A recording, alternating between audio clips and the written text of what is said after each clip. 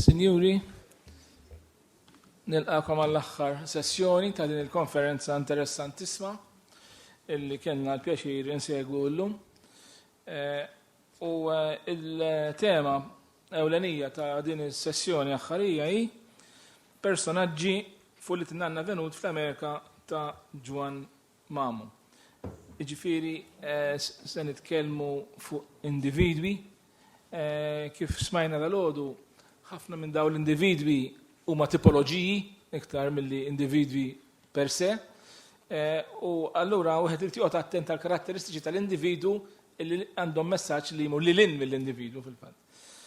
Nibda biex nistieden il-Patri Lawrence Attard illi huwa l-awtur ta' xi 5 kodba mill-inqas dwar l-istorja tal-emigrazzjoni f'pajjiżna.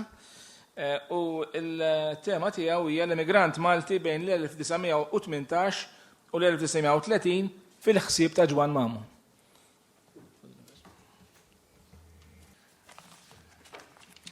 Kif jidher mis-suġġett ta' din il-taħdida jiena l-interess propju tiegħi huwa l-istorja ta' l-immigrazzjoni u Juan Mamo interessani mħabba ir-romanz li smajtu bih intom il-koll. Taqblu miegħi li dan mhux storja ta' l-immigrazzjoni u lanqas ma huwa studju ta' sitwazzjoni bil-fors insejħula soċjo-ekonomika ta' Malta bejn iż-żewġ gwerer.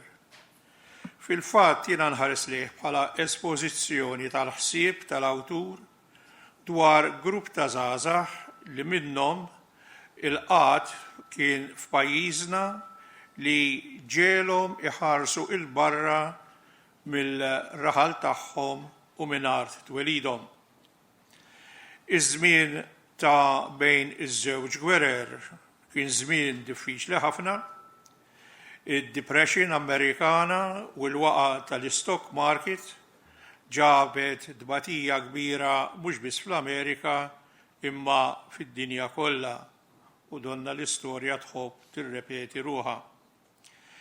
Il-ktieb però nħoss li għandu messaġġ doppju. L-ewwel li juri id-dbatija ta' min kien fqir f'Malta ta' żmienu li tkun fqir ġifieri bla tagħlim mhux biss bla flus, u t-tieni li l-awtur jittama illi l-awtoritajiet tal-pajjiż jieħdu l-inizjattiva ħalli jtejbu l-qagħda tal-ħaddiem Malti. Dawk li jixtiequ jemigraw jingħataw l-għajnuna kemm b'mezzi finanzjarji kif ukoll bil-ħarsien tad-dinjità tagħhom. Mamo kien iħoss li dawn in-nuqqasijiet kienu ġejjin mill-fatt li l-Maltin kienu taħt il-barrani u li huma stess ma kinux qed jagħmlu ħilithom, jiġifieri l-Maltin, biex iqumu min-nas u jiġġieldu għad-drittijiet tagħhom bħala nazzjon. Wara l-kitba satirika ta' Mamo hemm mitfuna il-karba tal-fqir illi ftit kien jinteressa lill-awtoritajiet kolonjali għaliex dan ma kellux saħħa fil-kamp politiku. Il-fqir huwa fqir għax bla flus u allura bla sena, bla tagħlim, illitterat u jista' jikkomunika biss bil-sien art twelidu. U kif nafu, ġieli meta jagħmel dan ma jagħmlux bi stil delikat ħafna. Il-karattri ta' Mamo ġejjin mill-maġġoranza tal-popolazzjoni Maltija li bejn l-1920 u l-1930 kienet ta' madwar 225,000. Huma nies li x'aktarx ftit li xejn għad bedu mill-pjazza tar-raħal tagħhom u daħluha f'rashom li jmorru New York u bliet oħra mingħajr ma kellhom l-ixkien idea dwar fejn eżattament tinsab din il-belt u x'kien il-mod tal-ħajja hemmhekk. Għal parir marru għand in-nutar Pascal. Il-ġeografija ta' Pascal ma naħsibx li kienet superjuri għal dik li kellhom iż-żgħażagħ. Qabel ma jdawwa l-moħħ il-klijenti tiegħu talabhom il-ħlas tal-ira. Din kienet okkażjoni li jdaħħal xi ħaġa biex juri s-superjorità akkademika tiegħu u beda jitfa' xi kelma l-ewwel hemm bil-Latin. B'xorti tajba dawk li kienu qudiemhom il-Latin kien xi ħaġa li kienu jisimgħu fil-Knisja biss mingħajr ma għalfejn toqgħod tifhem x'qiegħed jingħad. 6 irġiel u 4 nisa irnexxielhom jakkwistaw passaport biex waslu Napli bil-baħar u minn hemm ivvjaġġaw bit-tren sal-port ta' Le Havre fi Franza fejn salpaw lejn New York. New York fl-1930 ma kinitx xi Eldorado u lanqas ma kellha t-toroq tagħha miksijin bid-dollari. Id-Depression ġabet batija kbira l-aktar fost il-barranin li kienu għadhom kemm għaddew minn Ellis Island. Il-Maltin intasbu ġo kamra waħda, l-irġiel joħorġu filgħodu bit-tama li jsibu x-xogħol u n-nisa jaħslu jsewwu l-ħwejjeġ ta' ħaddieħor fil-kamra li kellhom. L-intervall ta' 21 sena bejn iż-żewġ gwerer ma kienx wieħed ta' paċi.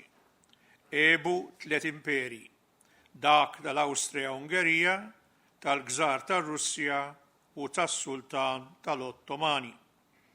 Il-Ġermanja warbet lill-Kaiser u saret Repubblika instabbli ta' Weimar li ħejjiet it-triq għad-dera ta' Hitler, tan-Nażiżmu u tat-tieni gwerra dinjija.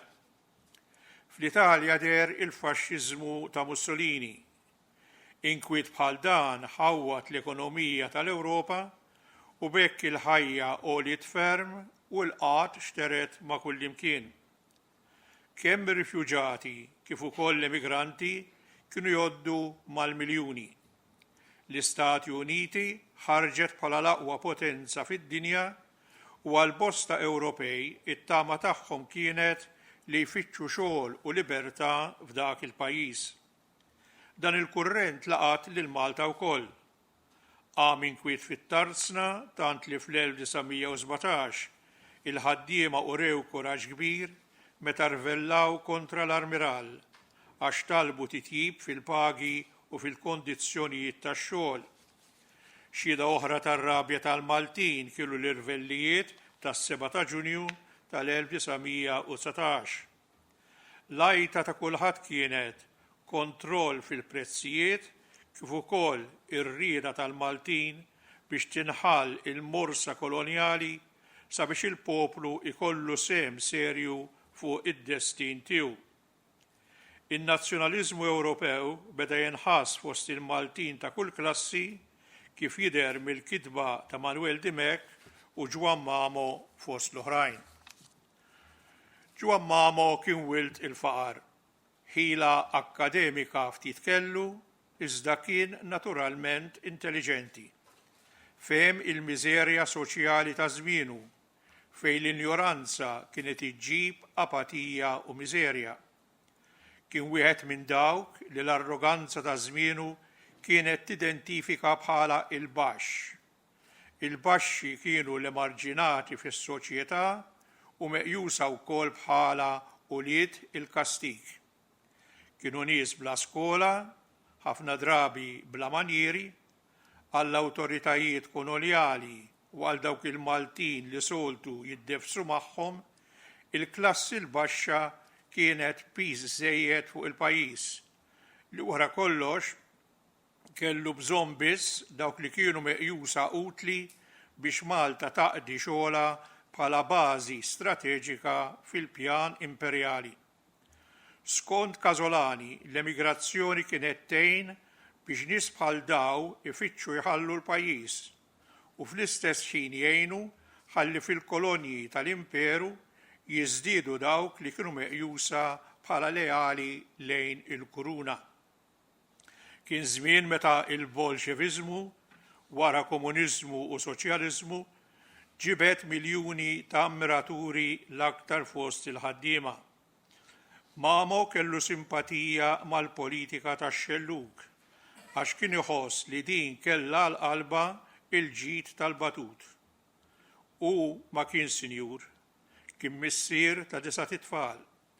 Ispirat mill-eżempju ta' Manuel Dimek, għax kien iħoss li kellha ssir xi ħaġa biex fl-aħħar il-poplu jolli rasu, u ħaddan talim li rrid joffri dinjità u sigurtà lil dawk li s-soċjetà ta' żmienu kienet twarrab. Kellu kuntatti mal-Maltin emigrati fl-Istati Uniti. Wara żmien qasir kien il-korrispondent ta' ġurnal maħruġ mill-emigranti tagħna li kien iġib l-isem ta' il-Malti Amerikan.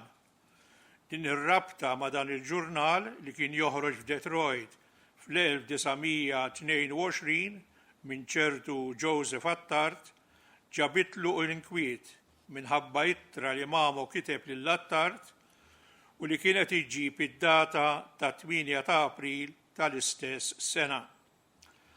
Dik l-ittra Mamo jikkundanna l-mod kif kienet qed titmexxa Malta mill-Gvernatur bil-kooperazzjoni ta' xi Maltin. Billi f'Malta ta' dak iż-żmien kien hemm firda qawwija bejn il-gruppi politiċi, kien hemm infehem li l-ittra ta' Mamo kienet intħil fil-ħajja tal-Maltin ta' Detroit li fl-1922 kienu jgħoddu mal-5,000 ruħ. Din il-polemika anqlet inkwiet serju u l-ġurnal tal-Maltin kellu jtemm il-pubblikazzjoni tiegħu wara li kienu joħroġ 8 xhur biss. Fis-sena li fiha der ir-Rumanz u liet in-nanna venut l-Amerika, is-Sur Henry Casolani li kien responsabbli għall-emigrazzjoni dak iż-żmien kiteb hekk. Għal Malta l-emigrazzjoni organizzata hija n-nifs tal-ħajja. Mingħajrha pajjiżna għandu qudiemu disgrazzja kbira. Din kienet il-konvinzjoni ta' dawk li kienu jikkmandaw u billi qatt ma kien hemm xi pjan biex tiġi diversifikata l-ekonomija tal-pajjiż, anki l-klassi tal-ħaddiema kienet taċċetta li l-emigrazzjoni kienet inevitabbli. Juan Mamo ma kienx kontra l-immigrazzjoni, kien jikkritika l-mod kif il-gvernijiet kienu jħajru irġiel bin-nisa u t-tfal tagħhom ifittxu art oħra u jħallu art welidhom mingħajr ma l-emigrant ma kien jobsor x'kien hemm lest għalih. In-numru ta' emigranti li batew mill-culture shock ma kien żgħir. Għal Mamo l-emigrant fqir u l-litterat kien vittma tal-amministrazzjoni kolonjali li kienet timxi skont ir-rieda tal-Gvern Ingliż. Dan kien iħares lejn l-interessi tal-imperu u mhux lejn l-interessi tal-poplu Malti. Skont Mamo, l-Ingliżi u l-qaddejja tagħhom fosthom il-membri tal-Kumitat għall-Immigrazzjoni ridu jħaffru ir-ritmu tal-migrazzjoni mhux għal ġid tal-Maltin imma x'hekk kien jaqbel lil dawk li rridu jżommu il-bażi militari u navali f'Malta fl-aħjar kondizzjoni possibbli. Dawk l-eluf li ma kinux jaħdmu mal-bażi jew inkella kienu bis-sensja kienu pis bla bżonn fuq il-kaxxa ta' Malta. Kienu wkoll ta' periklu għall-istabilità politika tal-kolonja għas-setu jxewxu kontra min kien imexxi u jagħtu widen għat-teoriji xellugin li kienu ġejjin minn anarkisti Ewropej. Fi ħsieb Mamo l-emigrazzjoni tal-massa kienet aktar taħtieġa għall-amministrazzjoni kolonjali milli għall-poplu Malti. Bl-emigrazzjoni Malta kienet qed titlef l-aħjar nies li kellha waqt li l-pajjiż jibqa' lura biex jaqdi l-interessi ta' ħaddieħor. F'artiklu tal-1921, Juan Mamo ikkundanna bil-qawwa l-ineffiċjenza tal-Kumitat tal-Migrazzjoni. Għal Mamo dan il-Kumitat kien hemm biex il-membri tiegħu jiktbu u jitkellmu biss, mingħajr ma joffru xi ħaġa prattika li dawk li l-istess amministrazzjoni kolonjali tant kienet ħerqana biex teħles minnhom. Id-tbatija tal-emigrant kienet ġejja mill-fatt li huwa nieqes mit-tagħlim u mill-flus u kienet ħaġa tassew qiebsa biex isir jaf dwar il-ħajja tal-pajjiż li lejh rid jemigra xabiex hekk iħejji ruħu għal ħajja ferm differenti minn dik li trabba fiha. L-emigranti ta' Mamo kienu mera tal-parti l-kbira ta' dawk ridu jmorru fl-Istati Uniti. Xuħut minnhom lanqas kienu jafu jiktbu simhom.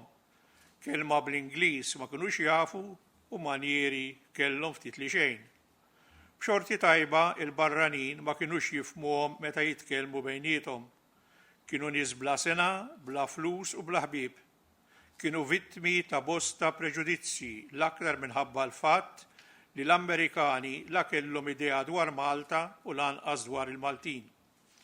Il-fatt li Artwelidhom kienet kolonja kien ikompli jbaxxihom f'għajnej il-barrani. Il-klassi dominanti fl-Istati Uniti, dik li kienet u għada sal-lum ġissejjaħ tal-WASPs, jiġifieri White Anglo-Saxon Protestants, il-Maltin kienu jaqgħu taħt il-kategorija ta' non-preferred għax Mediterranji u Kattoliċi. Anke fil-kidba ta' Mamo wieħed iħoss li l-awtur isu jaċċetta din il-mentalità meta jikteb li n-Nordiċi huma aktar effiċjenti mill-Latini għax tal-ewwel igawdu mid-dawl tat-tagħlim. Din il-mentalità razzista kienet qawwija ħafna fi żmien li fih kiteb Ġwan Mamo. Hija verità li l-immigrazzjoni Maltija kienet sehem il-moviment migratorju internazzjonali li laqat mhux biss lil Maltin iżda miljuni ta' immigranti u rifjuġati oħra. L-immigrazzjoni Maltija kienet ta' natura ekonomika. F'Malta ma kienx hawn terrur politiku, reliġjuż jew razzjali. Il-problema fundamentali tal-Maltin kienet li ma kienux sidien tad-destin tagħhom. Artom kienet taħt il-barrani u qatt ma kien l-interess tal-barrani li Malta tkun żviluppata bħala dar il-Maltin. Proċess bħal dan seta' jingħata bidu meta l-Maltin bidbatija kbira bdew imexxu lilhom infushom sakemm seħħ żvilupp ekonomiku li għamel l-immigrazzjoni fenomenu tal-passat. Hija ħasra li l-Ġwan Mamo u lanqas dawk li kienu jħobbu Artwelidhom bħalu ma jgħixu biżżejjed biex jaraw il-ħolma tagħhom isseħħ u li aħna b'xorti tajba qed ingawdu llum. Grazzi.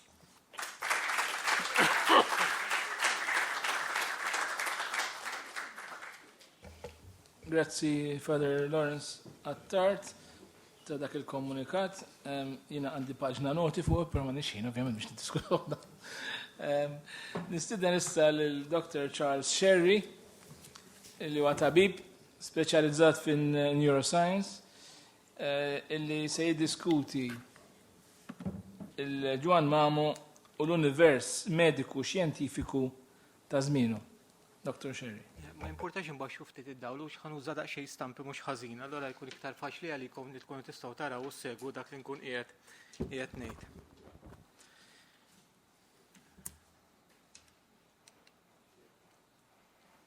Mela nixtieq qabel xejn nirringrazzja lil Adrian tal-li tani din l-opportunità sabiex naqsam dawn il-ħsibijiet magħkom illum. Meta tkellimna l-ewwel darba fuq dan l-avveniment ikolli ngħid li ħallini kurzita kbira u ħallini ħosbien ukoll. Kont smajt bih dan il-ktieb ma jiena ġej minn dinja kompletament differenti, ġej minn dinja fejn aħna nippruvaw nistudjaw il-mart mentali, u la bdejt ngħid ktieb li ħareġ fit-tletinijiet. X'interess jista' jkollu għalija.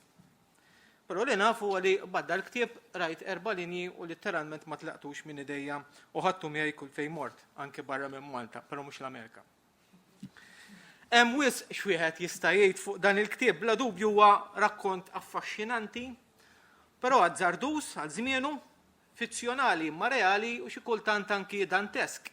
Hekk kif Mamo joqros daqsxejn mhux ħażin lil nies kontemporanji, nies li jgħixu fi żmienu. Però il-misteru tiegħu dal-ktieb għalija huwa li lili ħallini xi ftit muġuħ, kważi depressanti, nostalġiku bil-bosta. hekk kif ittrasportani lura għal Malta ta' l-20ijiet, ta' 30ijiet. Malta li hija sempliċi imma magħmula minn widin safja, widin puri. Li huma biżla mal-ġurnata tal-jum u ħimda mewt mal-lejl. Mamo jattira ruħu minn dawn li bliet kbar, godlija. Imma li ħalli nixxelna il-Malta ta' nannieti, ta' bużnannieti u ta' bosta qabilhom. Li ma ħalli niżgur nixxelna kienet il-mediċina ta' dak iż-żmien li ħafna drabi kienet ta' detriment iktar milli kienet ta' ġid. U għalhekk nixtieq nibda dal-intervent qasir tiegħi qabel ma mur għal xi personaġġi oħrajn billi niddiskuti daqsxejn nagħti ħarsa ħafifa li d-dinja medika li fiha sab ruħu Mamo.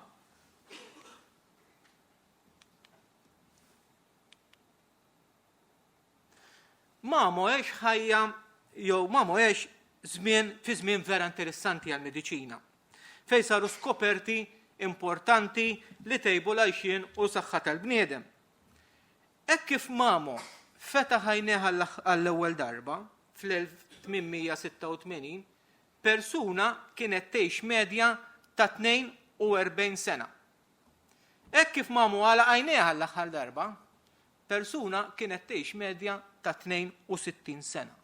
Mela fil-perjodu li fih għex Mamo, perjodu ta' 55 sena, l-aspettattiva li tgħix żdied b'20 sena. Dan kien l-akbar tkabbir għall-aspettattiva tal-ħajja fl-istorja tal-bniedem. Għal min forsi qed ibati biex jirrikonoxxi l-importanza ta' dan kollu, ta' min isemmi li madwar 30,000 sena qabel Kristu, sa madwar is-sena li fiha twieled Mamo, l-aspettattiva ta' kemm persuna tgħix żdiedet b'10 snin, bejn 30 sena għal 40 sena. Iżda fil-perjodu xkejken ta' dawn l-aħħar 150 sena, din l-aspettattiva żdiedet bi 43 sena. Mela ħadna medja ta' 32,000 sena biex inżidu din l-aspettattiva l 10 snin, imma biss 150 sena biex intejbuha brata ta' 43 sena. Bla dubju ta' xejn, il-mediċina kienet kontribut għal dan l-avvant.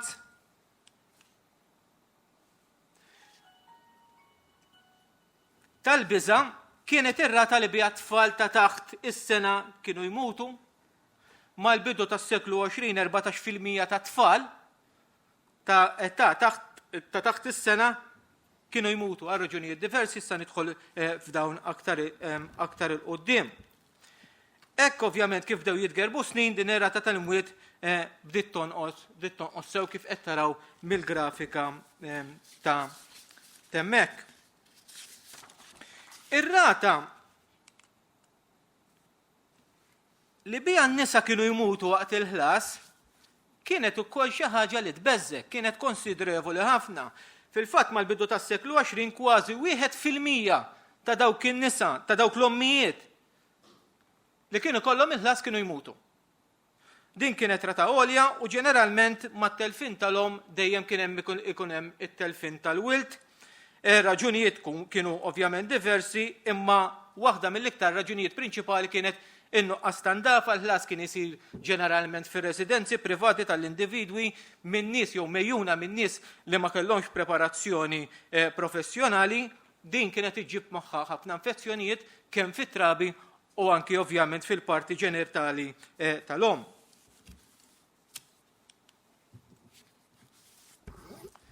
Għalkemm l-imwiet fit-tfal u l-ommijiet kienet xi ħaġa kwotiljana ta' kuljum, dan ma kienx ifisser li kienet xi esperjenza sabiħa, l-indrat, li qisu qatt ma ġara xejn, li għaliha trabbi qoxra. Dan l-imwiet kien iġor miegħu ħafna soba, kien iġor miegħu ħafna dolur. Mamo, għalkemm jidher li ġarrab hu stess, ma jesplorax dan fid-dettall fil-ktib tiegħu li tinnanna ta' venut fl-Amerika, anki jekk il-maġġor parti tal-karattri tiegħu jispiċċaw mutu mewta kera u disgrazzjuża. Nista' però nimmaġina it-tensjoni tal-ġenituri dak iż-żminijiet, it-tensjoni li kienu jgħaddu minnha hekk kif jarawlu lidhom jitwieldu u jaffaċċjaw l-ewwel snin ta' ħajjithom b'din il-problema imdendla fuq rashom li jistgħu jinħakmu minn xi marda krudili li jilidhom jitgerbu 50 ġranet 50 jiem. Naturalment, kien hemm persentaġġ li ma kinux daqshekk ix-xurtjati u tilfu ħajjithom fuq mart li llum il-ġurnata inqisuh bħala mart li huwa trivjali ħafna. U għandi setta stampi hawnhekk fejn jurina it-teatrin tal-mewt hekk kif jiġi plażmat anki għall-memorja li hemm komuni f'dak ir-ritratti huwa li hemm persuna mejta f'kull wieħed u waħda minnhom. Ġeneralment huma it-tfal li jintlibsu sabiħ qabel ma jindifnu li jingħataw anki l-pupi f'idejhom imma irrekordju l-plażmazzjoni tal-mewt għax ma kienx hemm memorja oħra li tista' tagħti forsi dak in-nuqqas ta' dulur. Ir-raġunijiet ta' daqshekk imwiet, speċjalment fil-bidu ta' żmien ta' Mamo, kienu diversi. Ir-riskju ta' tifoide kien kbir, li jiġi minn ilma kontaminat b'eskrementi kemm umani u kemm ta' annimali, huwa karatterizzat b'denjoli, b'diarea qawwija, emoraġija intestinali, li kienet ovvjament wassal għal mewt. Fl-1910 kellna epidemija żgħira ta' tifoide u Malta, speċjalment fi bliet il-kbar bħal Belt, Valletta l-Furjana, ta' Sliema u anki fil-Bereks tas-soldati Pembroke. Però hekk kif bdiet dieħla l-vaċċinazzjoni mal-20ijiet ir-rata ta' mwiet mit-tifoide naqas ukoll. Marda or kundizzjoni oħra li kienet ħafna importanti għal dak iż-żminijiet kienet il-kolera li kienet tinġar ħafna minn dranaġġ. Kienet sistema rudimentali ta' dranaġġ dak iż-żmien fejn faċilment kien isir taħlit bejn ilma u bejn id-dranaġġ. Kif nafu biżżejjed anki kif jgħidilna Mamo, il-bżonnijiet personali, speċjalment fl-irħula, kienu jsiru barra u itina każ partikolari Mamo hawnhekk ta' ġagbu meta ommu tippreparalu dik il-borma sabiħa li fin fiha ċertu xejjex partikolari li fetħitu u ma kellux mezzi oħra li flimur u jagħmel il-bżonnijiet tiegħu fejn tagħmilhom il-baqra u fejn anki ġabar flusu fl-aħħar mill-aħħar. So il-kolera hija kundizzjoni li hija karatterizzata minn vomtu kbir, diarija kbira u kellna epidemija żgħira anke hawn Malta fl-1911 li għalkemm ma qeltlitx ħafna nies, ir-rata ta' mwiet kienet ta' 70%, ġifieri 7 minn kull 10 li kellhom din it-tip ta' kondizzjoni kienu imutu. Naturalment iġbir ta' skart kien isir bl-idejn anki l-bċejjeġ tal-annimali li kien jifdal u dana kien iġib miegħu ħafna trasmissjoni ta' infezzjonijiet, ma ninsewx ukoll li dak iż-żmien in-nies ma kienux jinħaslu bl-istess frekwenza li naħaslu biha llum, ma jedirlix li fil-ktib ta' Mamo bagħad il-karattri tiegħu xi wieħed jew jinħasel xi darba fil-ktib kollu. So tista' timmaġinaw.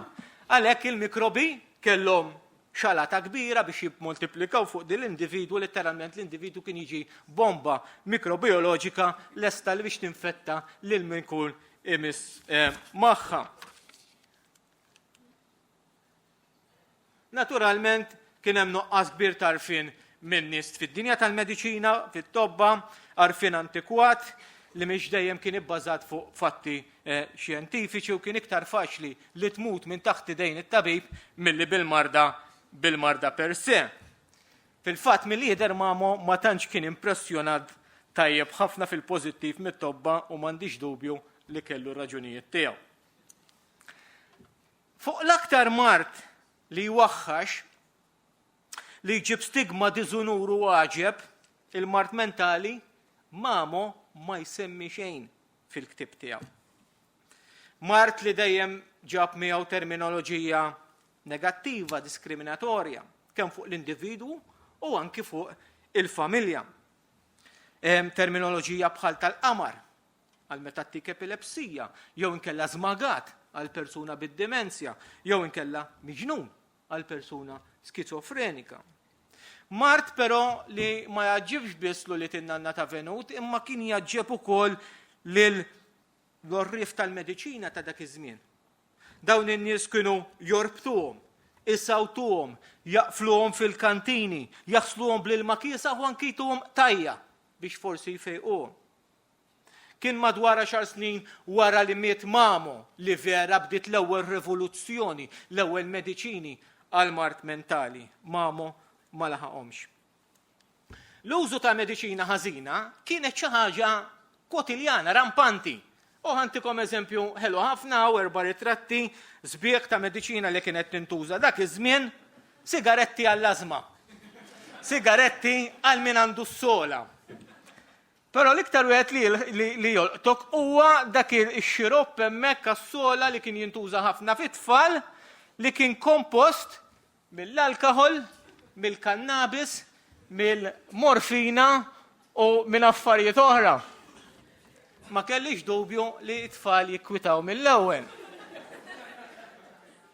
Anki jekk naraw l-eroina kienet tintuża kif nafu kienet tintuża għal raġunijiet differenti fosthom għal mediċina, ma jekk naraw duwa oħra, kura oħra li kienet tintuża għal tfal li kien ikollhom uġieħ ta' snien, aħna nafu li tfal meta jikbru jkollhom uġieħ ta' snien anke għax ibidlu is-snien tagħhom, konna nużaw il-kokaina u kif ġi stampat sew hemmhekk it-tfal jidhru ferħanin ħafna u ma kellix dubju li hekk jiġri jekk toħodha.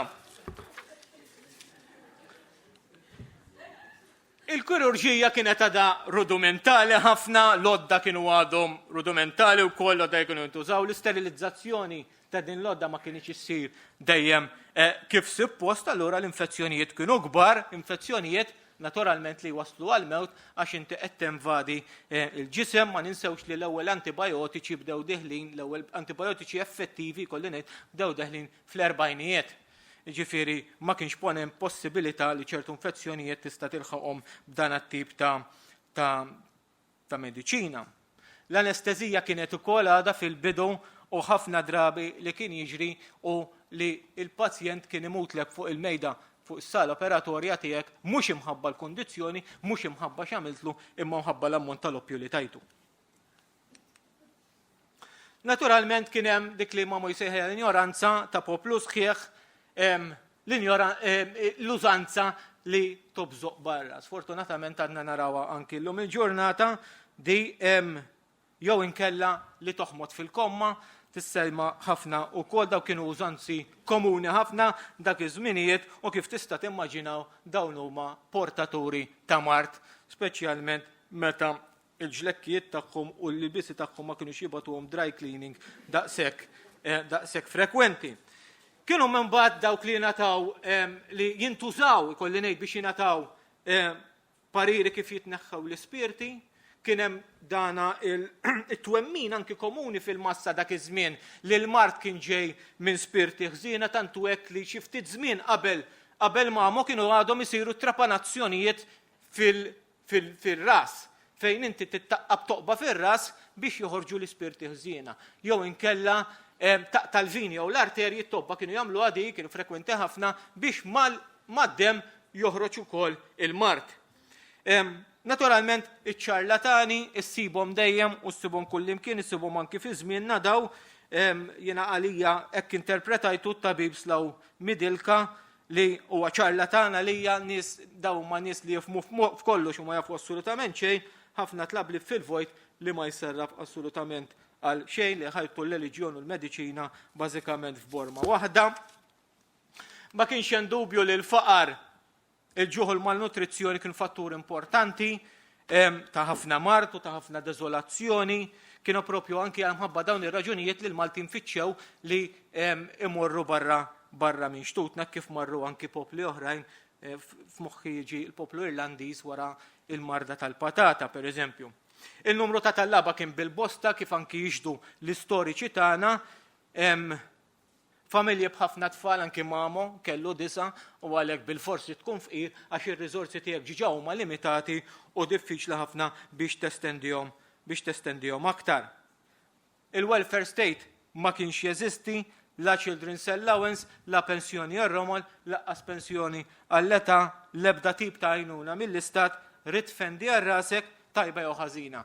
U għal ħafna nies kienet tiġi ħażina.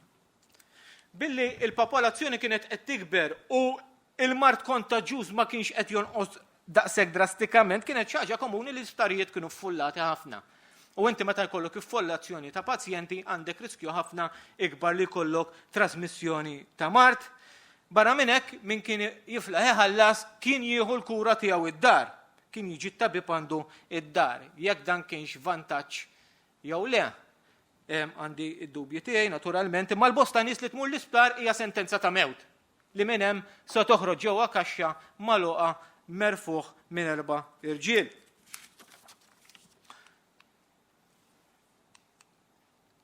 Il-numru ta' mart għat-tilfis minn mamo kien bil-bosta.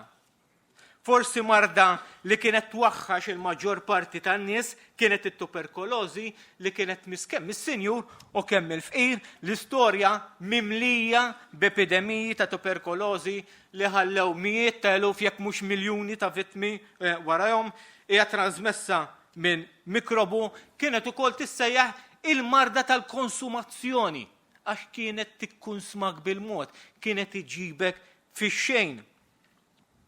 Karatterizzata minn denjoli, sola u l-famużi traċċi ta' dem hekk kif tisol it-traċċi ta' dem kienu jiġu mal-maktur. Xi ħaġa sintomu li ovvjament kienet beżza ħafna minn nies għax ir-rata ta' mortalità fit-tuberkulożi dak iż-żmien kienet 50%, li kienet ovvjament rata għolja ħafna. Waħda mit-terapiji li kienu jintużaw li Malta kienet anki famuża lihom hija l-arja pura. Sewwa li joħorġu barra dawn in-nies f'arja pura fi klima tajba mhux fil-kesħa u dik kienet tagħmilhom il-ġid llum il-ġurnata dina ma diex tintuża għax it-triq għal domoro mhux tajba lek żgur.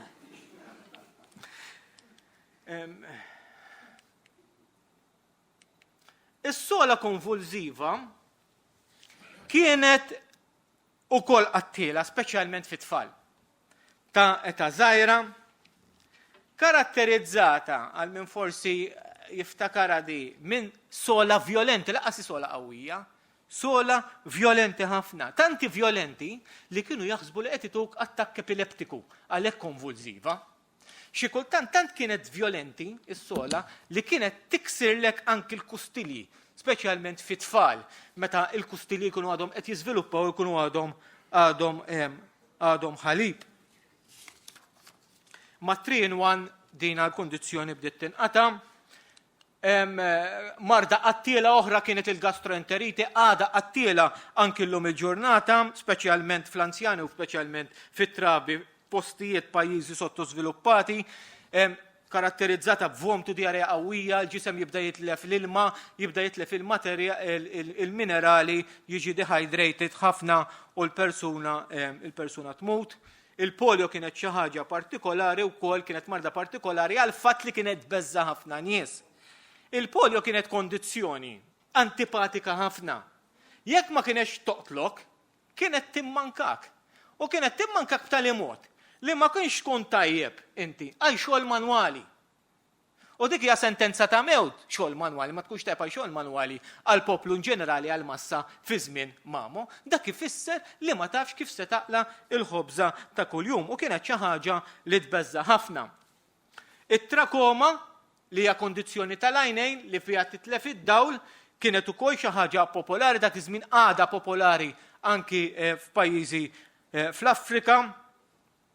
Wieħed mill-pionieri biex it-trakoma ġiet eredikata għaw Malta kien l-ex-president ta' Malta Censu Tabone li fis-sena 1948 ġie mqabbad mill-awtoritajiet biex imexxi kampanja kontra din il-kondizzjoni u x-xogħol li wetta kien xogħol tajjeb ħafna u kien apprezzat anki fuq livell mondjali jekk kif jiġdu ir-revisti mediċi ta' dak iż-żmien.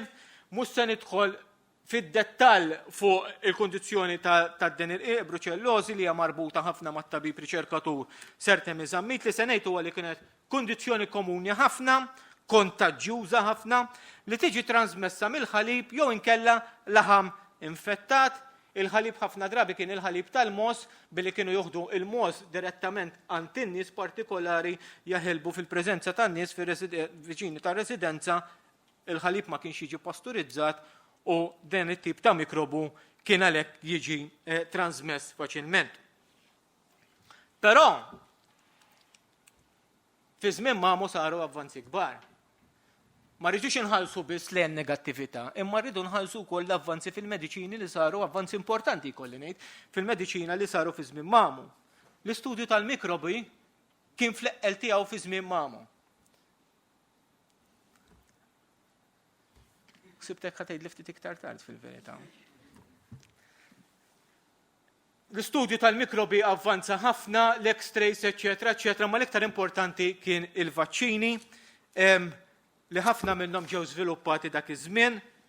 Bosta karattri importanti fi żmien Mamu, Charles Darwin li minnu li ġab terremot, tista' tgħid ġab terremot sħiħ fejn dan qal li l-bniedem huwa prodott ta' annimali aktar primittivi minnu. M'għandix dubju li ħalla impatt qawwi ħafna Ernest Haeckel li kien bniedem li studja ħafna kif l-annimal jiżviluppa fl-utru u anki kif it-tarbija umana tiżviluppa fil-ġuf tal-om, m'għandix dubju li ħalla impatt qawwi anki mill-kitbiet ta' Mamu fejn anki ippubblika xi ktieb partikolari Obstetricia Illustrata li kien ħareġ fl-1939. Personaġġ li ħalli li misterjus huwa it-tabib Sakku, ma naf xejn fuqu, jidher però li ħalla impatt pożittiv ħafna fuq Mamu fil-ftat huwa ftit mill-wieħed Maltin li ħareġ bl-unuri mill-ktieb nixtieq inkun naf iktar fuq. Jissemma Apollinaire Bouchardin li ħareġ dal-ktieb famuż li kien ktieb ta' referenza dak iż-żmien fejn kien jgħidlek bażikament x'duwa għandek tieħu għal ċertu mart u Mamu isemmih. Ħanalaq bl-aħħar żewġ slides fil-verità xejjex mediċinali kienet xi ħaġa li hija għal qalb Mamu isemmi ħafna xejjex mediċinali fil-ktieb tiegħu. Mamu kellu l-erf u ma l-erf li kien tiegħu ma kienx erf dilettantesk. Kien jaf eżatt x'inhu jgħid dawn huma xi xejjex li Mamu isemmi xejjex li jintużaw bħala porga, xejjex li jintużaw bħala alluċinoġeni, xejjex għall-ażma għal kull tip ta' kondizzjoni li kont issib dak iż-żmien Mamu kellu għal qalbu dan is-suġġett u bl-aħħar ħaġa li nixtieq nagħlaq biha hija pillola tal-erf li Mamu ħallinna qabel żmienu u li llum il-ġurnata nafu kemm ta' ġid għas-saħħa fiżika, għas-saħħa mentali id-dieta Mediterranja, ċoe l-ikla raħlija magħmula minn frott xejjex u dak li tagħti wiċċ l-art blaqal u żelu ikel raħli, b'dan kollu,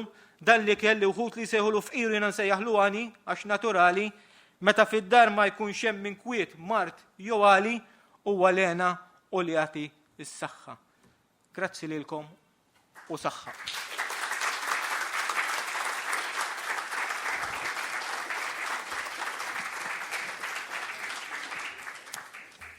Grazzi u prosit. Mill-ġdid għajjem diversi punti hawnhekk issa nara ikonni ftit ħin għad-diskussjoni qabel ma nikkonkludu fl-aħħar. Nistieden issa lill-Inġinier John Betts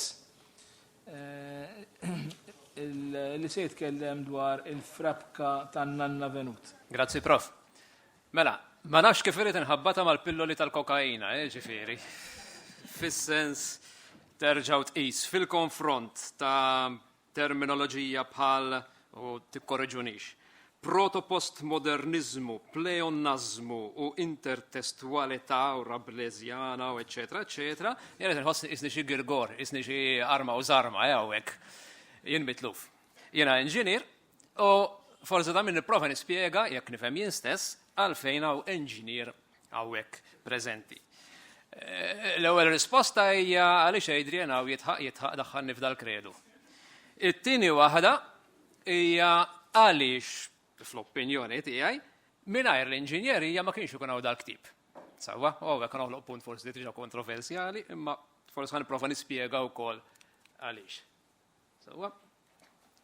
U ħana nitkellem fuq il-frabka tan-Nanna Venut, il-fabbrika ovvjament. Iktar milli sempliċi fabbrika dwar l-industrija. Mela, l-inġinjerija hija l-applikazzjoni tax-xjenza biex nibdew u dawn inislu l-industrija u l-industrija ġib ix-xogħol u fejn m'hemmx ix-xogħol, disgrazzjatament jaf ikun hemm il-faqar. U jaf saħansitra jkun hemm il-ġuħ. U għalhekk minħabba din il-biża tal-faqar u forsi jar li l-eroj tal-ktib ta' Mamo ifittxu refuġju ekonomiku fl-Amerika. Sewa Malta u refuġjati ma dejjem marbutin fl-imkien isa.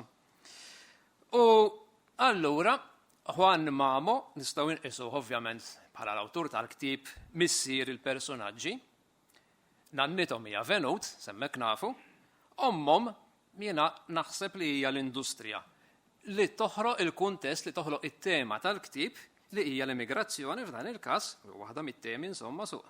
U ovvjament l-immigranti wkoll li huma l-eroj tagħna. Sewa? U fil-fatt dana mela huwa l-industrija, sewa tiġi il-makna, il-mutur jekk tippreferu li tmexxi dan ir-rakkont li hija l-kawża li ġiel lil dawn l-individwi li jitilqu minn pajjiżhom u jmorru l-Amerika. U Juan Mamo stess fil-fatt jgħidilna jibda jagħtina naqra raġuni għaliex jekk hawn ma ssib xogħol fil-barriera taqta' l-ġebel jew tħodd vapur faħam, inkella ġor fuq spaltek bil-qoffa ma' xejn iżjed u tarzna bil-ħaq taħt il-ħakma tal-Ingliż. Il-bqija xejn ġuħ. Iktar tard jgħid is-Sinjuri ta' Malta ma jagħmlux frabki kif trid li jkun hawn ħaġa oħra. Anzi, wieħed Sinjur mill-Ħamrun qiegħed jibni frabka tal-Birre. Dak hemmhekk mhux sponsor. Imma fil-fatt is-Sinjur kien Farrugia li kienet jibni il-fabbrika li kien hemm il-fabbrika tal-Farzis. Sewa, però hawnhekk tibda tfetx naqra ejra forsi għall-Istati Uniti fejn qed tara industriji ifeġġu li kienu jimpjegaw numru kbir ta' nies. Minnhom in-notar ikun qed jaqra magażin Amerikan jaqra fuq l-invenzjonijiet fis-snajja qed nikkwota ta' kull għamla u l-ħeffa tax-xogħol bil-makkinarju tal-għaġeb tal-ħaddiem Amerikani. Huwa punt interessanti, hawnhekk qed naraw nisa impjegati hawnhekk il-Maltin ma jagħtawx qalbhom, fil-fatt għandna l-Rożarja li tajt li jien nifhem fir-rieħa tal-bakkaljaw. Fil-każ li nidħol f'xi frabka tal-qali għax tallimt mill-awlaw tal-Ħamrun. Ġifieri hemm anki xi kwalifiċi diġà eżistenti anki għan-nisa ħaddiema f'dawk iż-żminijiet. X'iktar. Mela, il-teknoloġija, l-inġinjerija, x-xjenza, l-industrija, sewwa. L-industrija jingħad li hija l-omm tal-eroj ta' dan il-ktib. Ħanibqa' nsejħilhom eroj. Iżda hija wkoll majjistra fl-istess ħin, hija il-majjistra li waslithom fid-dinja, propjament fid-dinja tal-Amerika. U fil-fatt huma riżultati, huma prodotti tat-teknoloġija, aħna qed nitkellmu fuq personaġġi, imma prattikalment l-industrija tat-teknoloġija huma personaġġi f'dan il-ktib stess. Aħna hekk qed naraw bastimenti li kienu bej wieħed uħor fi żminijiet msemmija fil-ktieb imorru l-Amerika, anki l-Istatwa tal-Libertà titfaċċa f'dik il-kartolina fil-kantuniera u anki jitfaċċaw il-ferrovija, u hekk għandna ferrovija bl-elettriku diġà ta' dak iż-żminijiet. U dawn il-mezzi huma id-deus ex machina li l-Maltin jittrasportawhom minn Malta u propju b'naqra dubatija u tqanżieħ u taħwit iwassluhom anki l-Amerika. Imma fil-fatt it-teknoloġija biss deus ex kif kont qed ngħid ftit ilu hija karattru, hija personaġġ fil-ktieb li jibdel il-forma tiegħu kontinwament u l-eroj tal-ktieb Maltin il-ħin kollu jħabtu wiċċhom magħha. U għandna numru ta' eżempji. Għandna numru ta' eżempji li f'ċertu drabi huma anki spunt biex jidħol naqra umorizmu fil-ktieb. Jiġifieri il-karattri tal-ktieb sewwa jaffaxxinhom xi kultant ibeżżagħhom u xi kultant jispiċċaw jissaraw ma' elementi jew ma' uċuħ diversi anzi ta' dal-karattru li huwa t-teknoloġija. U biex neħdu eżempji hemm il-metro f'Pariġi li jibżgħu jużaw ħaqqas biss jersqu lejh, hemm il-luċeretka sewwa li għandha iktar dawl mill-festa tar-raħal. Hemm il-mitħna elettrika tal-Moulin Rouge, ma nafx għalfejn proprju semma dik, imma Ija eżempju. Emmi ċingrofu, ovvjament, li nisimaw fuq l-lum li kważi jirvinaħ li l-majsi, sewa, jew li l-wizu forsi. Il-karozzi li jkunu sejtajru huwa wieħed mill-edewwa kbar tagħhom fil-permanenza tagħhom fl-Amerika u hemm ukoll ovvjament il-frabka fej fl-aħħar mill-aħħar isibu xogħol. U minnhom għandna konfront dirett bejn Malta u l-Amerika, u disgrazzjatament Malta tmur minn taħt, għax hemm fenek Malti li jintqatel b'daqqa ta' typewriter, esponent ieħor tat-teknoloġija, sintendi. Dan il-personaġġ li tant jaħbtu miegħu u għandhom xaqsmu miegħu u kif qed narawha dawn huma mis-sit ta' din il-konferenza, hemm din dal-istampi. Iwassalhom anki minn hawn għall-Amerika. Qed jagħti tama fil-fatt dawn l-inkontri mat-teknoloġija u anki mal-industrija fl-Amerika, hemm it-tama li x-xogħol lil dawn l-eroj tagħna jagħtihom ċertu dinjità li forsi jitalmu, li forsi jsiru sinjuri, li forsi jinġabru, li forsi jisseħ bidla fihom. Juan Mamo għandu żgur din it-tama, issa jekk għandux fiduċja jew le hija kustjoni oħra. Huwa interessanti li din l-interazzjoni qed toħloq bidliet anke f'Malta stess, kif isemmi Juan Mamo stess. Ħanta tisewġ eżempju osra, per eżempju, il-ewtu kollox blaġla kif jagħmlu dawk li jitilqu għat-tarzna qabel issaffar il-palomba minn għandna l-ħajja maġla iktar milli fir-raħal. Sewwa. Għandna differenzi bejn l-irħula u x-xtut. Ix-xatt il-burtnara jippretendi iktar flus minn wieħed tar-raħal li jerfa' b'xejn. U again l-industrija qiegħda toħloq ċertu differenzi. Qed toħloq differenzi issa hekk għal ġejt jew għaddeni hawnhekk m'iniex se noqgħod nidħol fl-argument. Però din il-kważi bidla f'him minnhom tidher again fl-element ta' Deus ex machina li semmejt l-ewwel fejn toħroġ f'mod pragmatiku għall-aħħar meta Girgor li tiġa semma diversi drabi llum jitlef il-bastiment minħabba l-festa, sewwa, minħabba l-ħmerijiet kif isejħilhom Juan Mamo stess, u jiġi maqbut minn xaru mhux mill-mulej, imma mit-teknoloġija, sewwa, minn bastimenti, minn ferroviji, li minkejja l-bluwa kollha tiegħu u l-ħmerijiet kollha tiegħu f'xi mod jew ieħor xorta jwassluh biex jintaqa' ma' sħabu u jasal ukoll l-Amerika suppost mill-inqas il-bot mis-superstizzjonijiet u l-ħmerijiet. Jiġifieri hemm magna għal bidla. Imma fl-aħħar mill-aħħar nara naslu għal personaġġi naqri iktar forsi tad-demm u l-laħam. U Juan Mamo mhuwiex nieqes milli jsemmi listi sħaħ ta' personaġġi. Għandna kważi fil-bidu tal-ktieb fit-tieni faċċata saħansitra jgħidilna dwar jew jindirizza l-protagonisti anzi jgħid isaw Ford qed jistennikom. Ford industrialist li beda propju il-sistema ta' industrializzazzjoni qawwija u produzzjoni kontinwa jgħid fuq il-xelluk tagħkom. Huwa xi qed nara bil-kontra ovvjament. Huwa Henry Ford is-sinjur li hemm hemmhekk li ovvjament għandu tant importanza wkoll għalkemm ma jidhirx direttament f'dan ir-rakkont. Thomas Edison li qiegħed bil-qiegħda naħa l-oħra mhux tal-li jissemma tal-li hemm minnhom jitfaċċa fuq il-palk. U hawnhekk interessanti ngħidu li Thomas Edison bl-erf kollu tiegħu il-Maltin ukoll jispiċċaw igerf xi naqra żgħira għaliex l-għana tagħhom jaħsibha l-ħanqa ta' ħmar meta qed jitteorizza li l-bejjem ħajjintemmu minn bliet u minn metropoli bħal New York. Iġifieri il-povru Edison ukoll ħabba d-difrumat Maltin u jispiċċa t-tieni. Jissemgħu ħafna oħrajn. Hemm minnhom f'paġna waħda hemm lista enormi li fosthom jew kif insemmi propju eroj tat-teknoloġija, il-Santos Dumont, il-Wright, il-Kaptan Hugo Eckner li kien kaptan ta' Zeppelin u manager tal-kumpanija, il-Marconi, jiġifieri hemm kemm trid. X'iktar. Għandna wkoll dak li hu Azzarin ta' Chekhov's gun. Chekhov darba kien qal li jekk frakkont inti għandek azzarin imdendel x'imkien u jekk dan ma jħux ma jisparax, qiegħed hemm ma xejn, aqtaw barra, tajru l-barra. U jiena f'dan ir-rakkont hemm element marbut ħafna mal-industrija huwa l-famuż proġett jew pjana bejjer jew abajjar kif isejħulu xi kultant huma li tant kien jidher anzi fl-istorja u jinstera anzi u jitwassal l-Amerika u jidħlu investigazzjonijiet fuqu.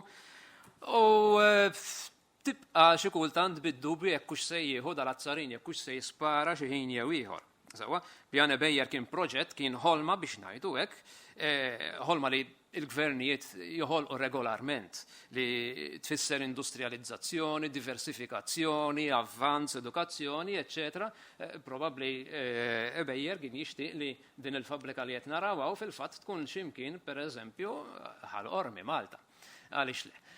L-idea kienet li jkun hemm diversi azzjendi mibnija Malta. Xi seħħ minnu l-pjan Bejjer fl-aħħar mill-aħħar tnejn il-karattri li jisirqu l-pjan sewwa jażlu dettal mill-proġett biex propju jagħtuh il-ħajja ġewwa l-Amerika. Mela għandna esportazzjoni tal-pjan fl-Amerika, jiġifieri il-famuż pjan jibda jseħħ fl-aħħar u jażlu minn daqstant affarijiet li jiġbru l-ħmieġ tal-bniedem sewwa kif jgħid Ġwan Mamo dak li ħalli warajh fil-ħodu il-bniedem biex irabbu d-dud, biex imbagħad jużawhom biex jistadu. X'iktar għandna? L-aħħar nara. Fl-aħħar mill-aħħar jekk qed ngħidu fuq personaġġi importanti insemmu il-karattri Maltin, il-personaġġi Maltin. Però hawnhekk ħansemmihom forsi minn punt tal-vista kemm tikka differenti, sewwa. Jena bqajt ninsistri nsejħilhom erojax. Fl-aħħar mill-aħħar huma nies li huma qegħdin jippruvaw jibdlu il-sitwazzjoni ta' ħajjithom li hija waħda naħseb id-definizzjonijiet ta' eroji. Issa fl-Amerika kien hemm tendenza li jiġu żviluppati ċertu eroj ta' dawk li kienu jissejħu tall tales, sewwa, tipo Paul Bunyan, tipo Pecos Bill, Captain Stormalong, John Henry, eccetera. U wieħed minnhom forsi l-eqreb wieħed għal Maltin kien immigrant mill-Kroazja li kienu għażlu li jsejħu Joe Magaratz. Magaratz fisser ħmar, incidentalment. Jiġifieri hemm element ukoll li dan il-pofru mhux sempliċement huwa eroj, imma huwa kważi annimal bal tax-xogħol ukoll. U dana kien insomma jaħdem fl-industrija tal-azzar, kien eroiku, kien b'saħħtu, kien jagħmel il-fenomeni kollha sewwa u sar parti mill-ħrejjef Amerikani moderni. Aħna ovvjament għandna l-ekwivalenti tagħna li huma il-povri ulied tan-Nanna Venucci. X'kwalifiċi għandhom? Kif se jħabtu għamada Joe Magaratz li kien kapaċi jgħawweġ il-ħadid, joħloq kwalunkwe prodott mill-metall, eċetera, eċetera, eċetera. Sewwa? L-avukat fil-bidu jibda jgħidu daw, nessuno minnhom ma jaf iħaddem magna xogħlijiet lill-Amerika teħtieġ tant, għalkemm Mikiel forsi jista' jinġabar naqra żgħira għax jgħid li apparti li jħammel il-fosos, xogħli propja li nivvinta xi ħoġa. Ara, dan l-aħħar għal xara u xejn ma perfezzjonajx l-ilma li jinżel, skużoni, toff, fil-loki bis-sabta. Ġifieri għandna saħansitra designer fost il-Maltin. Però ejja ma nirridikolawhomx. Fl-aħħar mill-aħħar u li Nanna Venut isibu impjieg fil-fabbrika u meta jiġu impjegati oħra ġilaġa bdaw lil sit il-fabbrika jieħu grazzja magħhom. Għax fl-aħħar mill-aħħar daw jibdew imiddu jdejhom, sewwa, jibdew jerfgħu il-ħadid saħansitra bidejhom iqandlu l-emmulaw u jagħmlu ġubiet jagħmlu fenomeni qed juru ċertu saħħa kważi sovraumana. Hawnhekk nieħu gost mill-inqas nemmen anki personalment li Ġwan Mamo qiegħed juri naqra s-ammirazzjoni tagħhom u ta' forsi sforzi l-kundizzjoni tagħhom imsieken li spiċċaw imma daw kapaċi jagħmlu ġubijiet ta' saħħa. U għandhom forsi postom ma' ġemp dan it-tip ta' personaġġ illi għandna hawnhekk. Disgrazzjatament, meta eventwalment jibdew diħlin il-problemi fil-fabbrika u jispiċċaw bla xogħol, il-ħolma tispiċċa, il-makna li qed tmexxi r-rakkont tibda tbati, tibda timmissja kieku ngħidu aħna, sewwa tibda titlef il-kolpi u eventwalment jispiċċaw jerġgħu lura Malta u bil-bqija tat-traġedja li sseħħ fil-vjaġġ lura u meta jaslu. Okay? Dak kollox minn naħa tiegħi.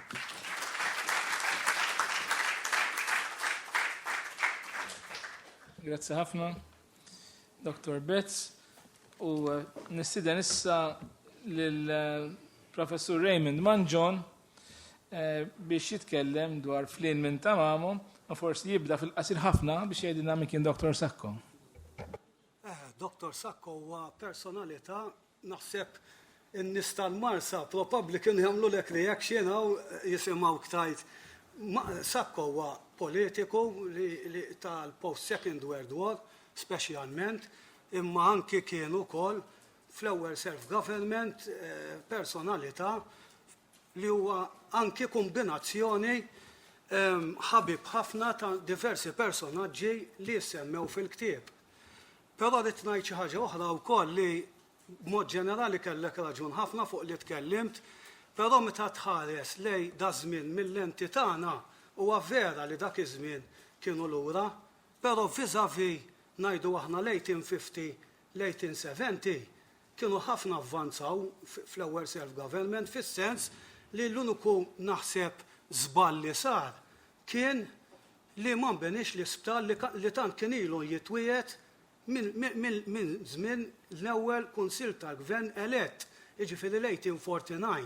Hemmhekk kienu ġew proġettati diversi riformi mediċi, sar nbena l-isptar Monte Carmeli u l-isptar San Vincenzo, l-isptar ewlieni ma sar qatt. Meta Malta saret self-government fin-1921 kienet falluta Malta, falluta kienet, u infatti il-liġi li salvat il-Malta kienet il-liġi tal-Public Lotto li daħlet għandu rapport sabiħ ħafna l-gross fuqha fejn jgħid bis-suċċess kbir li sar biha tantu hekk li l-flus li daħlu minnha seta' jinbena l-isptar San-Luqa.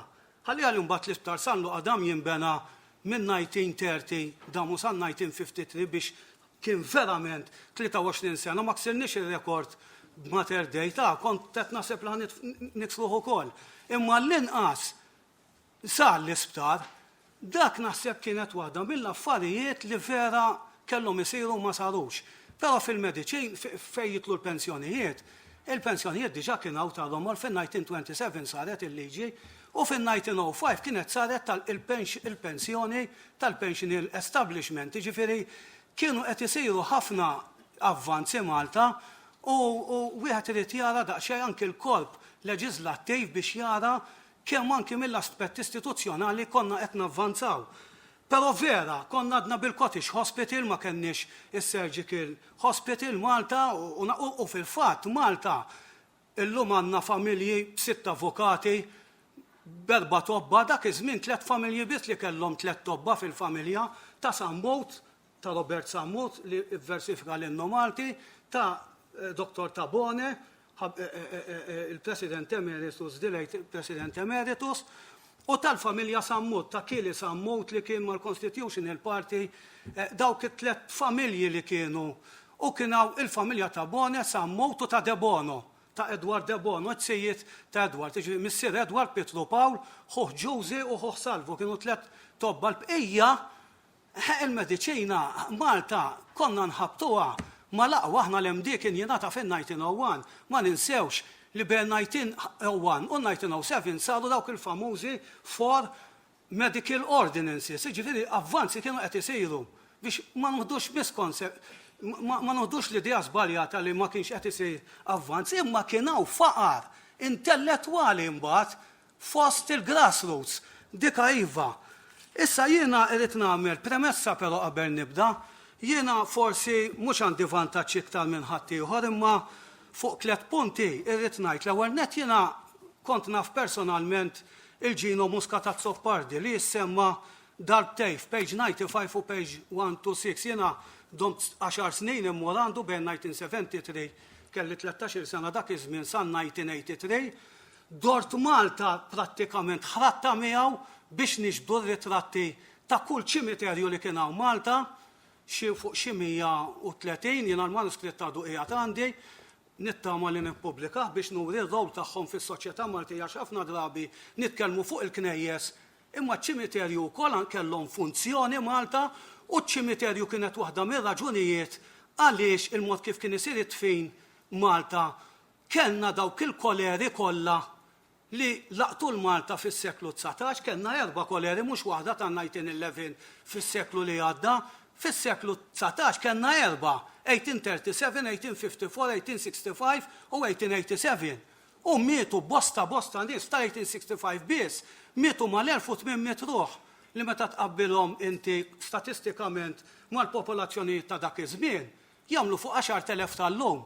Ġifieri mietu ħafna nies kienet kważi tħabbata mal-pesta tal-1813.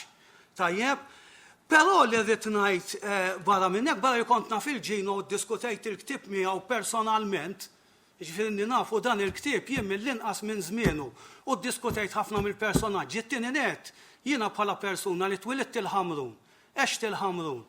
Għamilt kważi minn meta kont tifel ma' missieri Alla jaħfillu il-każin ta' San Gaetano 50 sena, fejn jiena naf ħafna nies li kienu jpoġġu hemm old-timers tal-Ħamrun illum ħallewna. Uħud minnhom anke huma qraba jew anke tfal ta' personaġġi li jsemmew fil-ktieb. Allura jiena meta ddiskutejt magħhom il-personaġġi, jien dal-personaġġi nafhom personalment. Fil-fatt fil-ktieb jissemmew 20 Ħamrunis.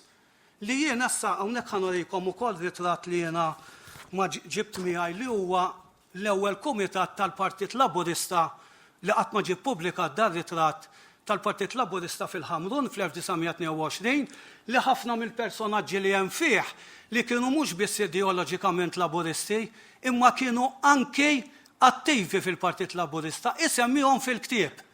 Qegħdin kollha u wieħed jara wkoll l-influwenza tal-Ħamrun fuq Ġwan Mamo, il-personaġġi li juża hemmhekk. Il-Ħamrun wara Albert Valletta kien l-iktar post fej kien avvanzat f'Malta, ngħidu aħna, mbagħad kien hemm taslima, ma il-Ħamrun kellek ħafna familji li ħarġu mill-Bert. Jekk il-Bert kellek il-Kumpanija Indipendenza, il-Ħamrun kellek il-Kumpanija La Rosa li kien wieħed mill-co-founders tagħha Kalnu Żammejt li jsemmi fil-ktieb stess. Ma nafx għaliex ma jsejjaħlux bil-laqam Barbettu. Ma tafux minnu Kalnu Żammejt, jien għattilkom nafhom ħafna minnhom personalment il-personaġġi. Kalnu Żammejt huwa tziju tal-ex Ministru tal-Edukazzjoni Dolores Messina. Biex ikun nista' ngħidilkom Kalnu Żammejt li jiena kont qed nitla nkellmu ta' 98 sena n-naxxar. Kalnu minux ħafna li miet kien l-aħħar wieħed li kien fadal ħaj mill-personaġġi jiena nafu ħafna żera ta' strejt, il-Marsa però fl-aħħar kien tara joqgħod in-naxxar. Kalnu Żammejt huwa protagonist fl-istorja ideoloġika laburista, speċjalment tal-perjodu dak li kellu l-kas ta' Krejk biex ngħidilkom minnu tat-tarzna fin-1937-38.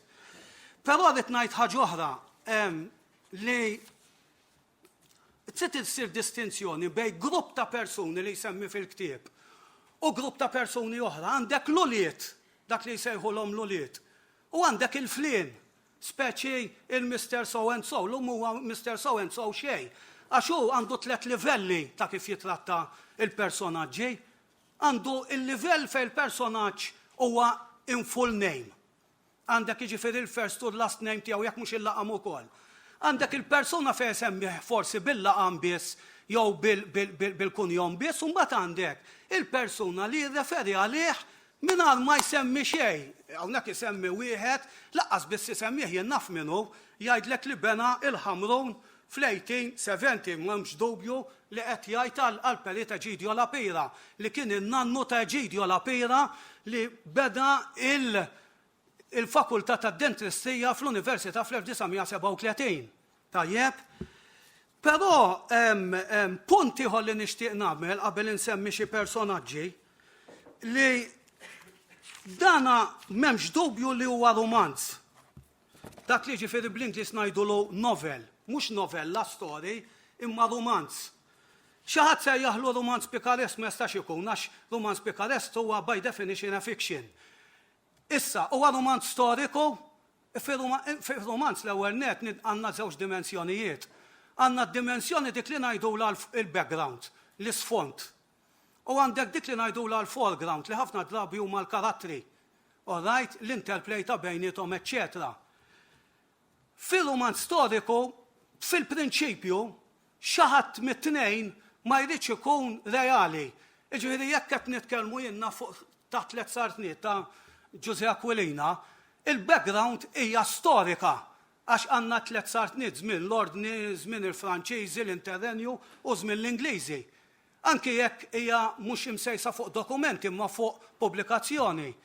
Imma mbagħad il-foreground tkun mistħajla jew inkella Ines Farrugia ta' Karwana fejn għandek il-Medjuevu bħala background li huwa reali, imma il-foreground huwa fittizju. Hawnhekk le ta' hawnhekk għandna kemm il-background u kemm il-foreground huma reali, m'għandek xejn fittizju hawnhekk.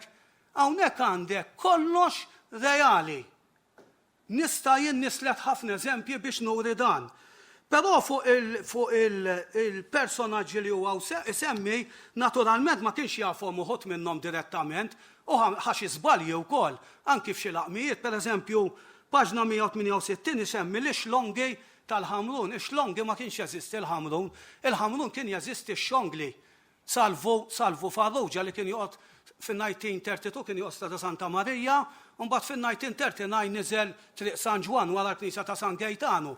Ix-xongli huwa magħruf ferm il-Ħamrun kien attiv fil-każin ta' San Gaetano, kienu nies li kien hemm mill-inqas tlieta minnhom, jiena naf il-Ġużi il-ħaqtu ħaj fuq id-90 sena li kien it-tieni naħseb l-aqwa sassafonista li kien hawn Malta, meta kien mal-Amerika beda jsejħ lilu nnifsu Joe Farr, għax ħafna mill-li marru kienu jisifru kienu jibdlu il-kunjom biex anke jingħataw għad biex hemmhekk, li kienu magħrufin ħafna bħala bejħa tal-laħam u bis-salamerija, eċetera. L-Ħamrun kien hemm tlieta minnhom mal-ħajt tax-Xelluk St. Joseph High Road into Tila Santa Venera mal-ħajt tal-Knisja ta' San Gaetano.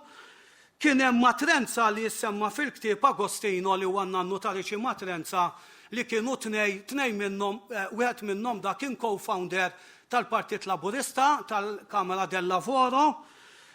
Daka infatti matrenza kien armat ma' ġenb il-każin ta' San Gaetano stess jiena naf li Charles Camilleri Alla jaffillu il-professur tal-mużika trabba hemmhekk tista' tgħid fil-ħanut tiegħu. Hemm oħrajn li huma jsemmix isimhom imma jiena naf minnu mar-Raf pereżempju 201 isemmi r-Raf. Ir-Raf fl-1880s kien wieħed mill-iktar nies sinjuri li kien hawn ġew Malta. Strada San Gaetano l-Ħamrun li bdiet tinbena fl-1889. Prattikament bena nofsa hu. Dana kien ma sam semmi jismu għax taw discendenti ġebbida tiegħu, però dan kien spiċċa għamel suwiċidju għax kien falla l-bank tiegħu, eċċetera, ġifieri kien bankier ta' żmienu. Isemmi iċ-ċatra vera tugħu ukoll. Iċ-ċatra huwa il-familja jiena niftakar insemmi b'memorja l-Dun George Farrugia taċ-ċatta tal-Ħamrun li huma propjament taċ-ċatta mill-imqabba. Jiena li l-imqabba nafu bl-amment u l-familja tiegħi minn hemm. Fil-fatt Lapura Wenzu Mallija Lapura li twilet l-imqabba jiġi mill-familja tiegħi. Tantu hekk li n-nannu tiegħi għalli għaffillu ma importax ngħidha. In-nannu ċensu li mit fis-63 mit fidej it-tifla tiegħu tista' taħseb.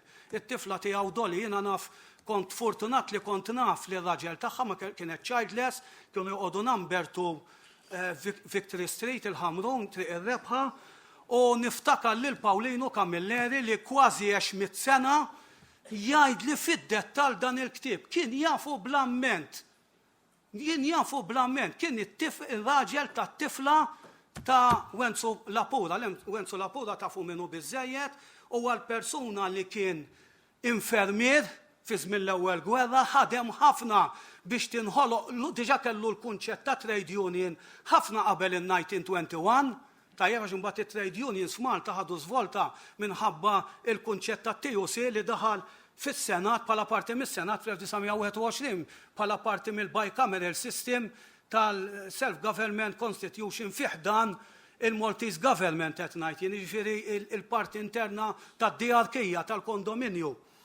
U Mallija kien wieħed milli beda il-meetings, il-public meetings f'Malta. Dana qed ngħidu meta saret il-liġi tas-sedizzjoni tan-1931. Ġifieri kollox hemm kuntest u jagħmel sens. Persuna oħra naturalment huwa Ċensu Buġejja li qiegħed hawnhekk fir-ritratt li huwa nafu minnu Ċensu Buġejja li kien anke fil-Kumitat tal-Ħamrun tal-Labor u kif ma nafx tafux intom huwa relativ tal-mara tal-Ministru attwali Evarist Bartolo minnaħa tal-mara tiegħu minnaħa tal-Buġejjas.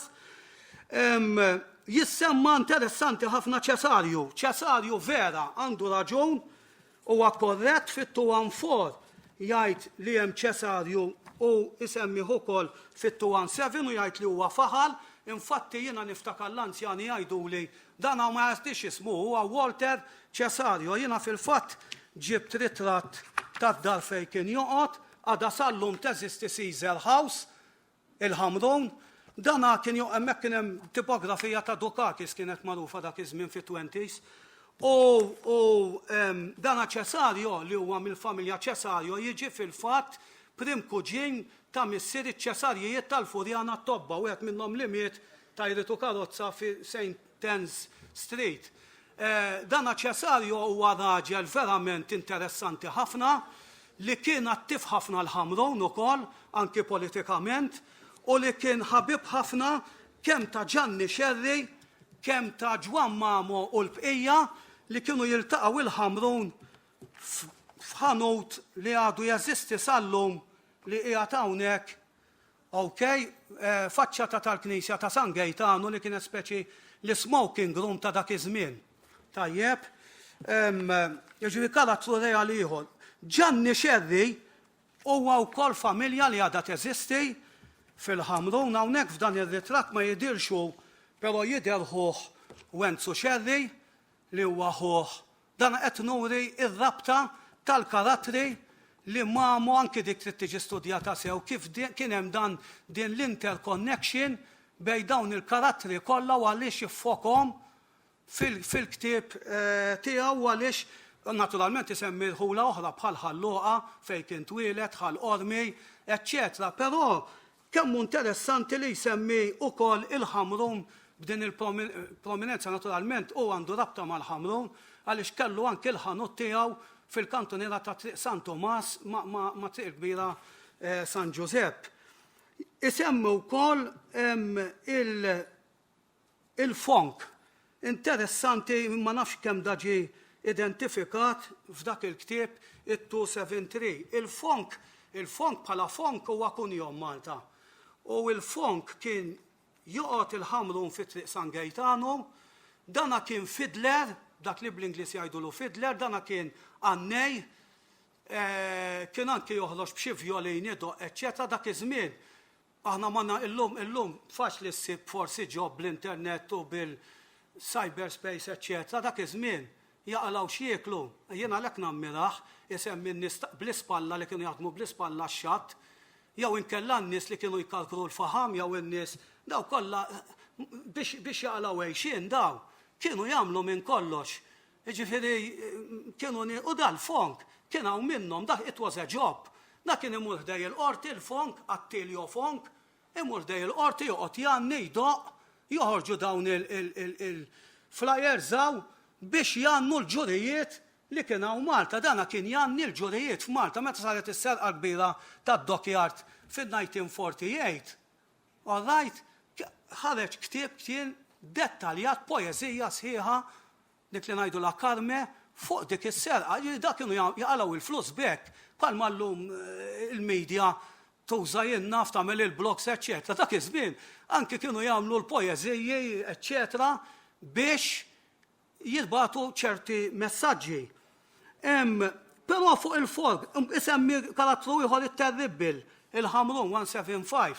Raġel interessanti ħafna 175 fejn jgħid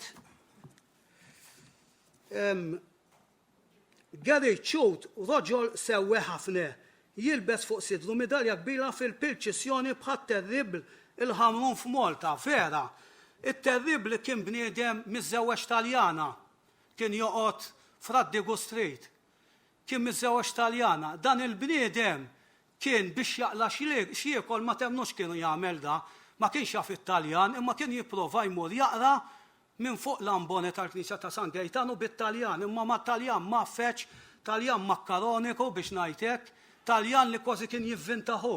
Però kien iħallsu l-kappellan. Il-kappellan kien iħallsu għax il-kappellan tal-Ħamrun bħal kappellani oħra kellhom l-ispejji. Kellhom l-ispejji ġifieri jmorru jsefsfu f'widnejhom biex jgħidulhom dak x'qed jagħmel politikament, dak x'qed jagħmel politikament. Aħħar ħaġa qabel nagħlaq hemm ħafna oħrajn imma ħaġa waħda bħala background, isem Misqa Irlandi 237. Sqaq il-landi verament mhux xi ħaġa fittizja ta' tuħdu l-impressjoni li numru ta' rimarki referenzi huma stħajjil. Ħafna minn da il-quotations huma reali, anke li jsemmi taħalluqa u taħal ormi u postijiet oħra l-rendi, per eżempju. Saqaq il-landi kien jeżisti verament u niskanta kif li l-ċensu buġeja, ċensu mara ma jsemmiex, ċensu mara kien figura magħrufa ferm il-ħamru. Kien ma jgħidulu ċensu mara x'kien jilbes il-misluta. Dak iż-żmien ma kienx xi ħaġa komuni li raġel jilbes misluta. Però sqaq il-landi llum m'hemm l-ebda traċċa tiegħu ta' xejn għax hemm xi 4 toroq li għaddu minn fejn kien dana dal-isqaq. Però qatt fadal xi persuna jew tnej jew timers li joqogħdu n-naħa ta' Villa Ambrosa Street fejn kien dan il-isqaq li għadhom jiftakruh. Grazzi ħafna u nirringrazzja wkoll għall-istedina li saret li għal dan Thank you. Grazzi ħafna u prosit. Jiena naħseb li Ġwan Mamo sab kompetitur qawwi Frehman John għal dak li għandu x'jaqsam mal-personaġġi u l-arfin tan-nies u ta' min jiġi minn xulxin. Tqajmu ħafna punti, ħafna suġġetti m'għandniex ħin biex niddiskutuhom kollha. Anzi m'għandna ħin niddiskutuhom xejn. Jiena ma' Ġwan Mamo kelli ftit x'naqsam minħabba li fl-istudji ta' dimek iltqajt ħafna ma' Ġwan Mamo u bdejt nikteb xi ħaġa fuq fis-70, 71, 72. Però kelli wkoll l-okkażjoni niltaqa' wieħed mit-tfal tiegħu, Ariel il-libru. U dalgħodu iltqajna permezz tal-intervista ma' bintu Saturnina. Dawn huma anki l-ismijiet, huma riflessjoni tal-moħħ kosmiku ta' Ġwan Mamo. Għaw ħafna punti xintqalu, ħad gost li dana qed jiġi rekordjat, reġistrat u x'veru, ġifieri għandna memorja l-posterità għax ħarġet ħafna informazzjoni f'dil-konferenza. U nagħlaq billi nistieden l-organizzatur tal-konferenza, il-Dr. Adrian Grima, biex jgħid kelmtejn tal-iluq.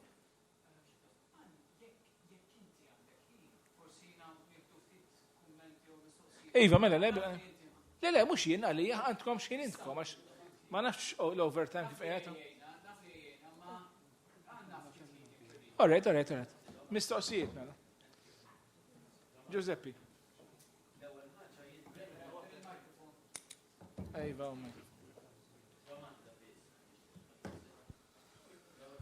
Dejjem Raymond beżżan immens. Jiena meta nisma' Raymond ngħid aħjar jinħarqu l-arkivji kollha ta' mhux biss ta' Malta. Għax nispera li ma joħroġ iktar segreti. Imma proset Rej minn qalbi. Għandi domanda ta' kurzità lil Charles Sherry, immens ukoll, insomma kollu ġbuni ħafna. Kien hemm xi raġuni, forsi ħan iżbalja jkorreġini ngħid. Li wieħed mill-iskandli kbar ta' Ġwan Mamo kien li anke kiteb xogħol li rigwardja it-qala. Il-għala ma il-lagajtix mal-tok tijak interessanti immens, jekk tippermetti li d-domanda. Diversi raġunijiet, waħda minnhom għax l-intervent kien bis ta' 15 minuta. U tant hemm xi tgħid fuq il-mediċina ta' dak iż-żmien li kienet interessanti ħafna, saru skoperti importanti ħafna. It-tieni ħaġa importanti kienet li ma stax insib kopja tiegħu. Xtaqt rajtu, kelli kurzita kbira naraħ, anki għal fatt li probabbli Ġwan Mamo meta kienet jagħmlu dana, meta faslu, kien jaf eżatt li ħajoloq kontroversja kbira din. Li inti tiddetta jew inkella mhux tiddetta propju, ma li tipprova taffaċċja suġġett bħal dak b'mod ta' stampa, b'mod ta' diżinn, żgur li kien se joħloq konfront ma' diversi stati tas-soċjetà Maltija. M'għandi l-ebda dubju però kemm ma rajtux li Ġwan Mamo kien influenzat ħafna u mhux ftit mill-istudji ta' Haeckel li miet fis-sena kien kważi kontemporanju tiegħu li jagħmel kważi l-istess xogħol ma li jagħmel Haeckel u li m'għamilx Mamo kien li Haeckel qabad diversi annimali studjom kif qed jiżviluppaw fil-ġuf matern u prova jqabbel u la sab Haeckel kien li daw jiżviluppaw kważi bl-istess mod. Allora joħodna anki wkoll għat-teorija darwinjana fej Darwin kien qal ukoll li l-bniedem ġej minn forma aktar primittiva meta fil-verità anki meta tiċċekkjah anatomikament issib similaritajiet kbar bejn il-bniedem u anki annimali oħrajn u mhux biss fil-anatomija imma anke fil-kompożizzjoni kimika. Nixtieq li għandi kopja ta' ostetriċja illustrata. Ma nafx jiena minix bniedem storiku, jiena bniedem tal-mediċina, ma nafx kontroversja se taqajjem dan il-ktieb. Naħseb li kompla però jarra ir-reputazzjoni ta' Mamo u jitfu iktar taħt l-ilma. Grazzi. X'ħadd ieħor għandi mistoqsija minn fuq? Yes. Xtaqt insaqsi l-Fader Attard. Fil-preżentazzjoni tiegħek kif fimtek sewwa qisek tagħmel kontrapożizzjoni bejn il-poplu u l-awtoritajiet kolonjali. Issa l-awtoritajiet kolonjali minn kien speċi kollabora magħhom. Issa, fix-xenarju politiku lokali, barra dawn it-tnejn, barra l-poplu f'qiru, l-awtoritajiet kolonjali u l-kollaboraturi, kien hemm ukoll il-Knisja u l-klassi professjonista, eċetera, illi kellha ċertu relazzjonijiet ta' antagonizmu mal-gvern kolonjali. Kif ma daħlux fl-analiżi tiegħek? U l-impressjoni li niftakar, ma mhux aktar kien jara lilhom bħala kawża tal-elt milli il-pro-Britanniċi, jekk niftakar sewwa, pereżempju kellu opinjoni ta' Strickland ħafna aħjar milli kellu Professor Enders konferma Manuel Dimek. Bla dubju. Bħalma jiġri dejjem il-terminoloġija tista' tiżvijak daqsxejn. Ħafna jgħidu l-Knisja u l-Knisja, però l-Knisja hija mhix ħaġa monolitika. Dawk li probabbilment kienu fuq in-naħa oħra kontra l-ideat tax-xelluk kienu dak li bl-Ingliż jgħidulu il-higher clergy. Ħafna drabi il-qassis komuni u l-kappellan komuni mhux dejjem kienu jsegwu dik il-linja. F'Malta kellna tradizzjoni antika tmur mijiet ta' snin illi speċjalment il-kleru l-oli dejjem edukat fuq sistema Taljana u nedwa ċaraw tonda ħafna mill-Maltin kienu jħossruhom Taljani, anki kulturalment, tifhem? Allora daw kienu imorru kontra l-ideat ta' nies bħal Manuel Dimek u bħal ta' Ġwan Mamo. Però li taqbad u titfa' f'keffa waħda u tgħid il-Knisja kienet jew kontra s-soċjaliżmu jew kontra Ġwan Mamo, dik mhijiex eżatta għaliex nafu anke mill-istorja li kien hemm anke membri tal-kleru li kienu jissapportjaw dik in-naħa. Sewa, ma nafx hekk issodisfajtekx. Yes. Jekk jogħġbok. Qed nistgħu Prosman John, nistoqsija osservazzjoni. Inti għat li konta fil-ġina muskatat soppardi minn qrib ħafna. Dr. Grima kien qajjem li dubju li jista' jkun kien hemm Ġomo Sisant, wieħed li firma bħala Ġomo Sisant li jista' jkun kien ġina muskatat soppardi fil-gazzetti.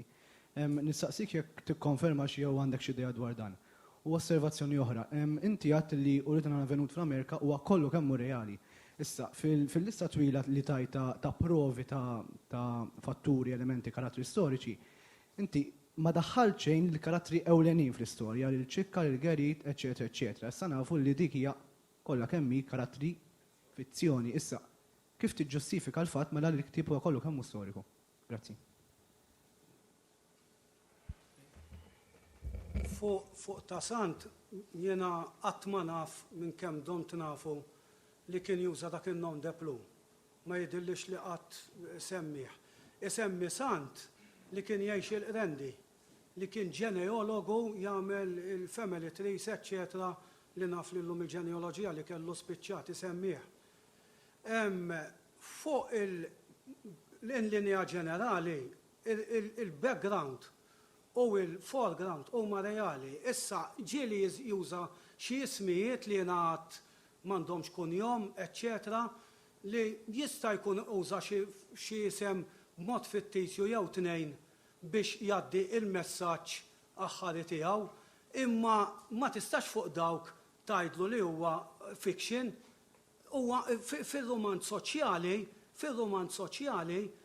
fil-prinċipju, irid ikollok iż-żewġ dimensjonijiet li huma reali.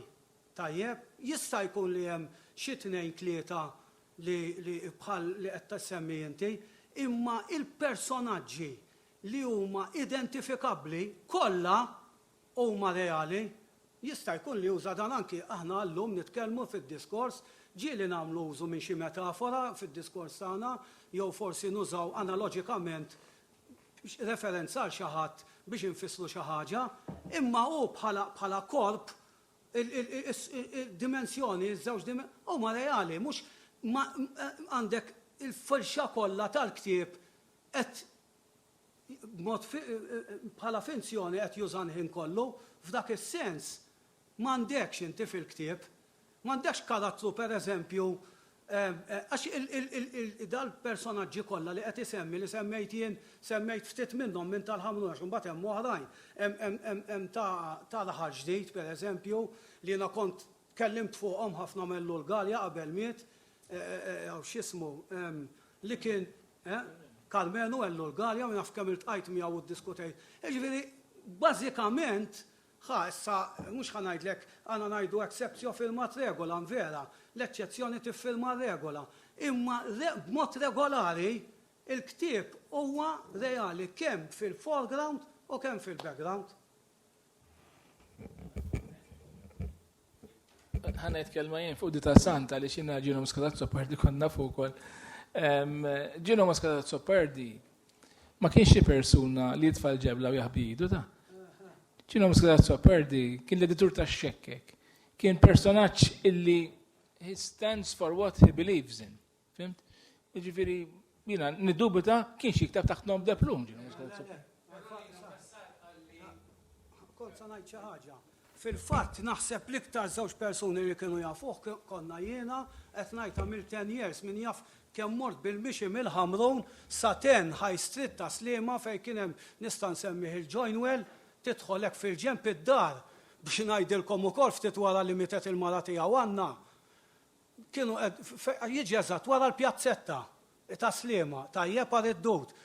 Kienu qed jagħmlu xi fornelli hemm biex iwaqqgħu dak il-bini mbagħad inqalat kwestjoni fuq il-bini ta' ġus ngħidu jien dawk tal-aġusijiet tal-faħam li bnew kombinazzjoni l-kerrejok kellha ġus il-ħamrun, kienu qed jagħtu bil-fornelli u waqgħet id-dar ma kienet mietet għandna probabbli kienet tispiċċa xi traġedja hemm.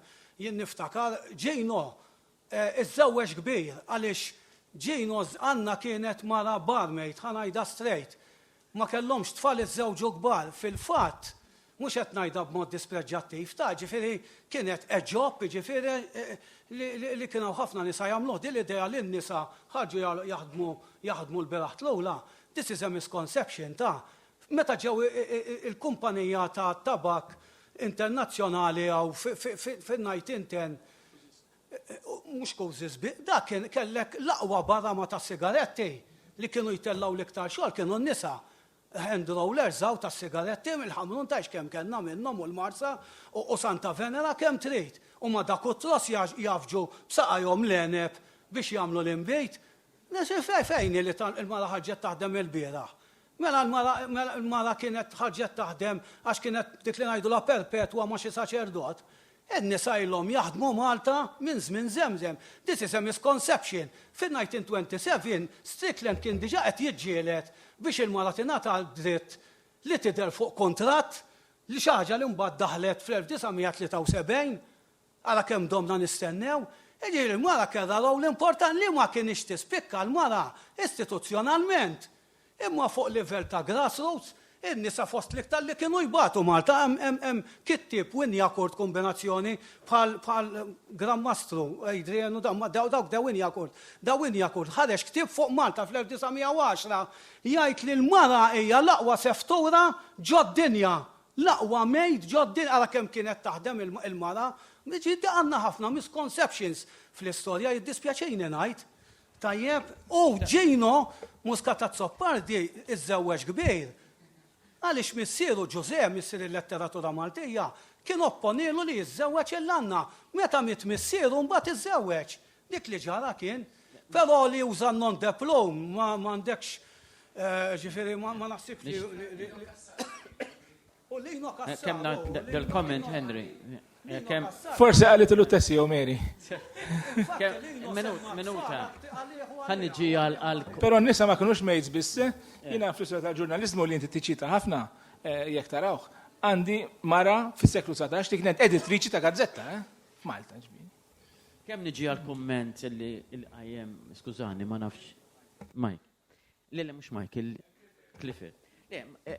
Noqogħdu ftit attenti ġifieri, il-kapolavuri kollha tal-istorja tal-litteratura ma kollha bbażati kif qed jgħid Ray fuq veritajiet, fuq reali. Ma mmorrux l-estrem ieħor imma illi minħabba wi equate l-ixkembri ma l-ixkembri ta' Ġwan Mamo ħanajda hekk tfisser illi ħajkun dokumentarju.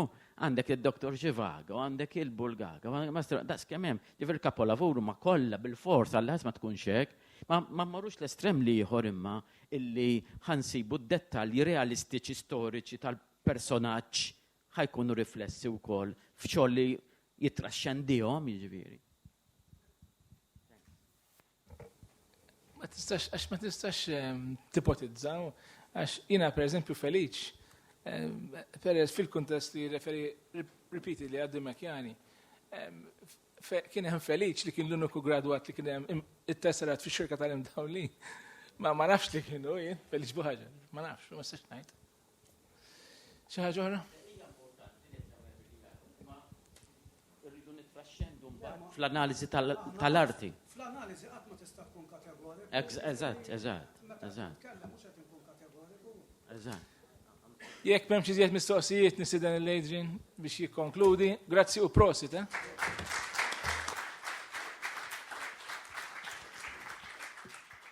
Meta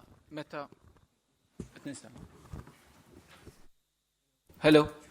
Meta bdejt naħdem fuq ix-xogħol kbir li kien diġà għamel Anton Kassar fuq il-personaġġi, jiena u Olivia li kienet hawn dalodu speċi realizzajt kemm hemm xogħol xisir fuq id-dinja ta' Mamo, fuq in-nies li jsemmi. U nassigurakom, ġifieri mhux għax jien l-iktar bniem li nafaw ġew, anzi bil-maqlub, nassigurakom illi dak li beda jintqal issa dwar id-dinja ta' Mamo, n-nies li jsemmi il-Malta tiegħu, l-Amerika li jsemmi, Franza li ma semmejniha xejn ma li kien affaxxinat biha, nassigurakom istajna minnha faċilment ġurnata, konferenza nitkellmu fuq dawn l-affarijiet biss. U hawnhekk hawn nies illi naħseb li tawna verament ftit minn dak li kapaċi jtuna fuq is-suġġett, il-kol kemm huma. Li hemm sabiħ naħseb jien però illi bdejna naraw il-Mamo minn perspettivi differenti, kollha flimkien f'ġurnata waħdax. Ħafna minn dan ix-xogħol kien diġà qed isir minn nies oħrajn. U minix ċert jekk illum issemmix bniedem għalkemm jien għamilt mezz li ikun hawn żgur ix-xogħol tiegħu hawnhekk. Francis Gallia, illi kiteb il-biografija ta' Mamo, illi x-xogħol tiegħu huwa importantissimu. U naħseb importanti ħafna li nsemmu, u nsemmih fil-kuntest illi ironikament Mamo m'għandux eredi. Mamo kien il-kbir fost 5 aħwa, iż-żewġ ħutu u din informazzjoni li qed noħodha mill-biografija ta' Francis Gallia li hemm id-daħla ta' Prost Friend of Ja. Mela kienu 5 aħwa, l-ewwel 6 skużawni. L-ewwel 2 kienu nisa u mietu żgħar. Salvaw b'kollox minn daw is-6 salvaw 3. Minn daw it-3 għandek Mamo, l-uniku wieħed li kellu it-tfal. Mbagħad kellu ħu Giuseppe li mar l-Amerika u meta ġie lura mar joqgħod ma' Mamo il-mara tiegħu u t-tfal, imma mbagħad meta miet Mamo ma baqax jgħix magħhom u aktarx Mamo, Ġwan Mamo kien jisma' ħafna stejjer minn għand ħuh Giuseppe li kien emigrat l-Amerika u kien hemm ħuh ieħor li kien ikkanta fl-opri li kien Mabli li wkoll ma kellux tfal. Imma mela dawk 6 li minnhom għax dejt niftakar b'daw l-affarijiet meta beda jitkellem Charles. Mamo kellu 9 tfal, però 3 biss salvaw. U wieħed mill-iktar vjaġġi twal li għamel, l-uniku vjaġġ tinsisti Saturnina meta kien miżżewweġ, kien vjaġġ li għamel l-Ingilterra meta miet wieħed mit-tfal tiegħu li kien jismu Meliton. Ġifieri minn 9 tfal salvaw 3. Issa, Wieħed minnhom illi semma Prosfrendo Ariel ma kellux tfal u li mit relativament żgħar minħabba marda kifra li qabditu.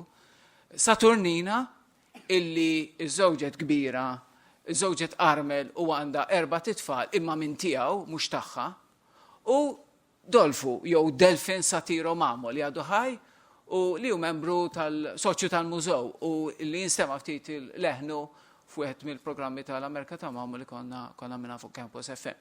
M'għandux eredi Mamo. Ġifieri daw in-numri kollha ma tant imwiet, tant mart, tant disgrazzi, tant Malta, tant taqsim il-qalb ukoll sa ċertu punt.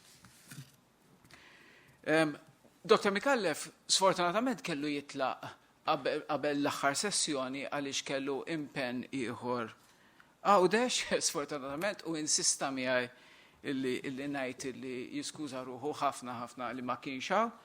Fortunatament għandna il-filming li qed jieħu Sib Neville u r-recording li qed jieħu Sibna Samuel għal Campus FM biex ikun jista' jisma' dak li tilef. Għaluli biex infakkarkom intkom u ħerġin biex tiffirmaw tatuna d-dettalji ta'kom, forsi l-kummenti ta'kom fi ktib li għanna apposta għalek għaw barra u kelli u koll, infakkarkom dawk minkom li jishtiqu ħallu donazzjoni jistaw ħalluha barra u koll. Naturalment, mill-kodba jien nixtieq nirringrazzja personalment l-numru kbir ta' nies li uħut minnhom qegħdin hawnhekk illi għenuni b'ħafna modi kemm fil-glossarju illi hemm fir-romanz kif ukoll fil-personaġġi, ġifieri tkellimt ma' ħafna nies, forsthom Ġużigat li kien hawnhekk, Prof. Sfrendo, Prof. Fenek, Dominic Fenek, ma' ħafna Leli Bsajla, Nino Bsajla, numru kbir ta' nies illi bħal l-ispirtu ta' dil-konferenza speċi għenu ġibdu ħabel wieħed biex ikonna il-kodba u il-konferenza illi kellna llum. Fis-sem il-Dipartiment tal-Malti nixtieq nirringrazzjakom tal-li ġejtu biħġarkom, b'entużjażmu, b'attenzjoni. Nixtieq ikolli nammetti partikolarment nirringrazzja lill-istudenti tad-Dipartiment tagħna li verament ħaqhom proset.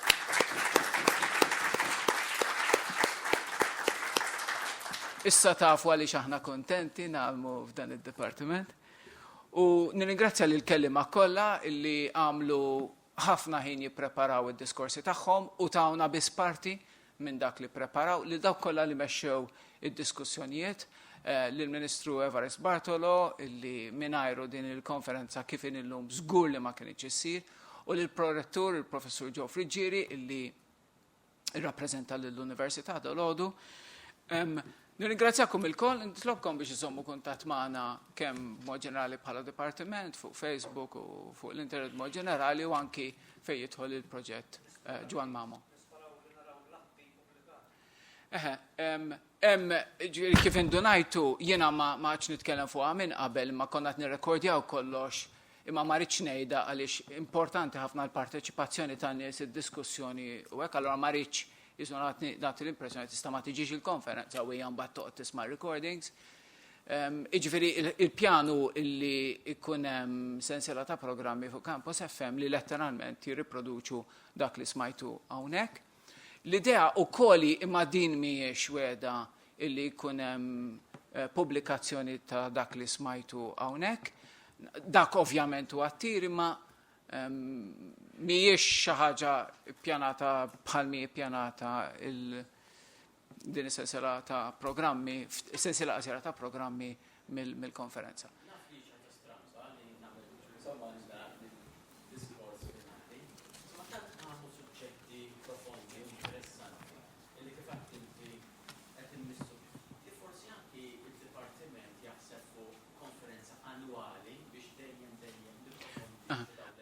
Ara, li użgur, Teresa Mek, segretarja ta' Dipartiment, qed tidbissem tgħidlek għajb ġejżi xogħol issa. Għax irringrazzjajnija lil Teresa li marret narġa' nirringrazzja hawnhekk. L-idea hija li ikonna żgur sensiela ta' anki taħdidiet waħedhom jew tnejn minn nies illi jippreżentaw ix-xogħol tagħhom kien hemm numru ta' nies illi xtaqu jitkellmu fil-konferenza tal-lum li ma setawx jew. U kif għadt f'waħda mill-affarijiet li ktib dwar il-konferenza minn qabel, żgur li hemm ħafna nies fl-udjenza fostkom illi kellkom xi tgħidu fuq Mamo, fuq id-dinja ta' Mamo daqs dawk illi tkellmu minn hawnhekk, jiġifieri ma jeżistix Mamo biss, naturalment, il-letteratura tagħna hija kbira, hemm ħafna kbira f'sens relattiv u hemm ħafna affarijiet li jistgħu jsiru, però naħseb li meta tara it-tip ta' xogħol li sar anki minn nies mhux mid-dipartiment tagħna anki il-barra mill-Fakultà tal-Arti, speċi tagħmel il-qalb u tu pjaċir li l-affarijiet l-arfien qed jikber u anke l-ispirtu kritiku jibqa' ħaj. Grazzi immens lil kulħadd.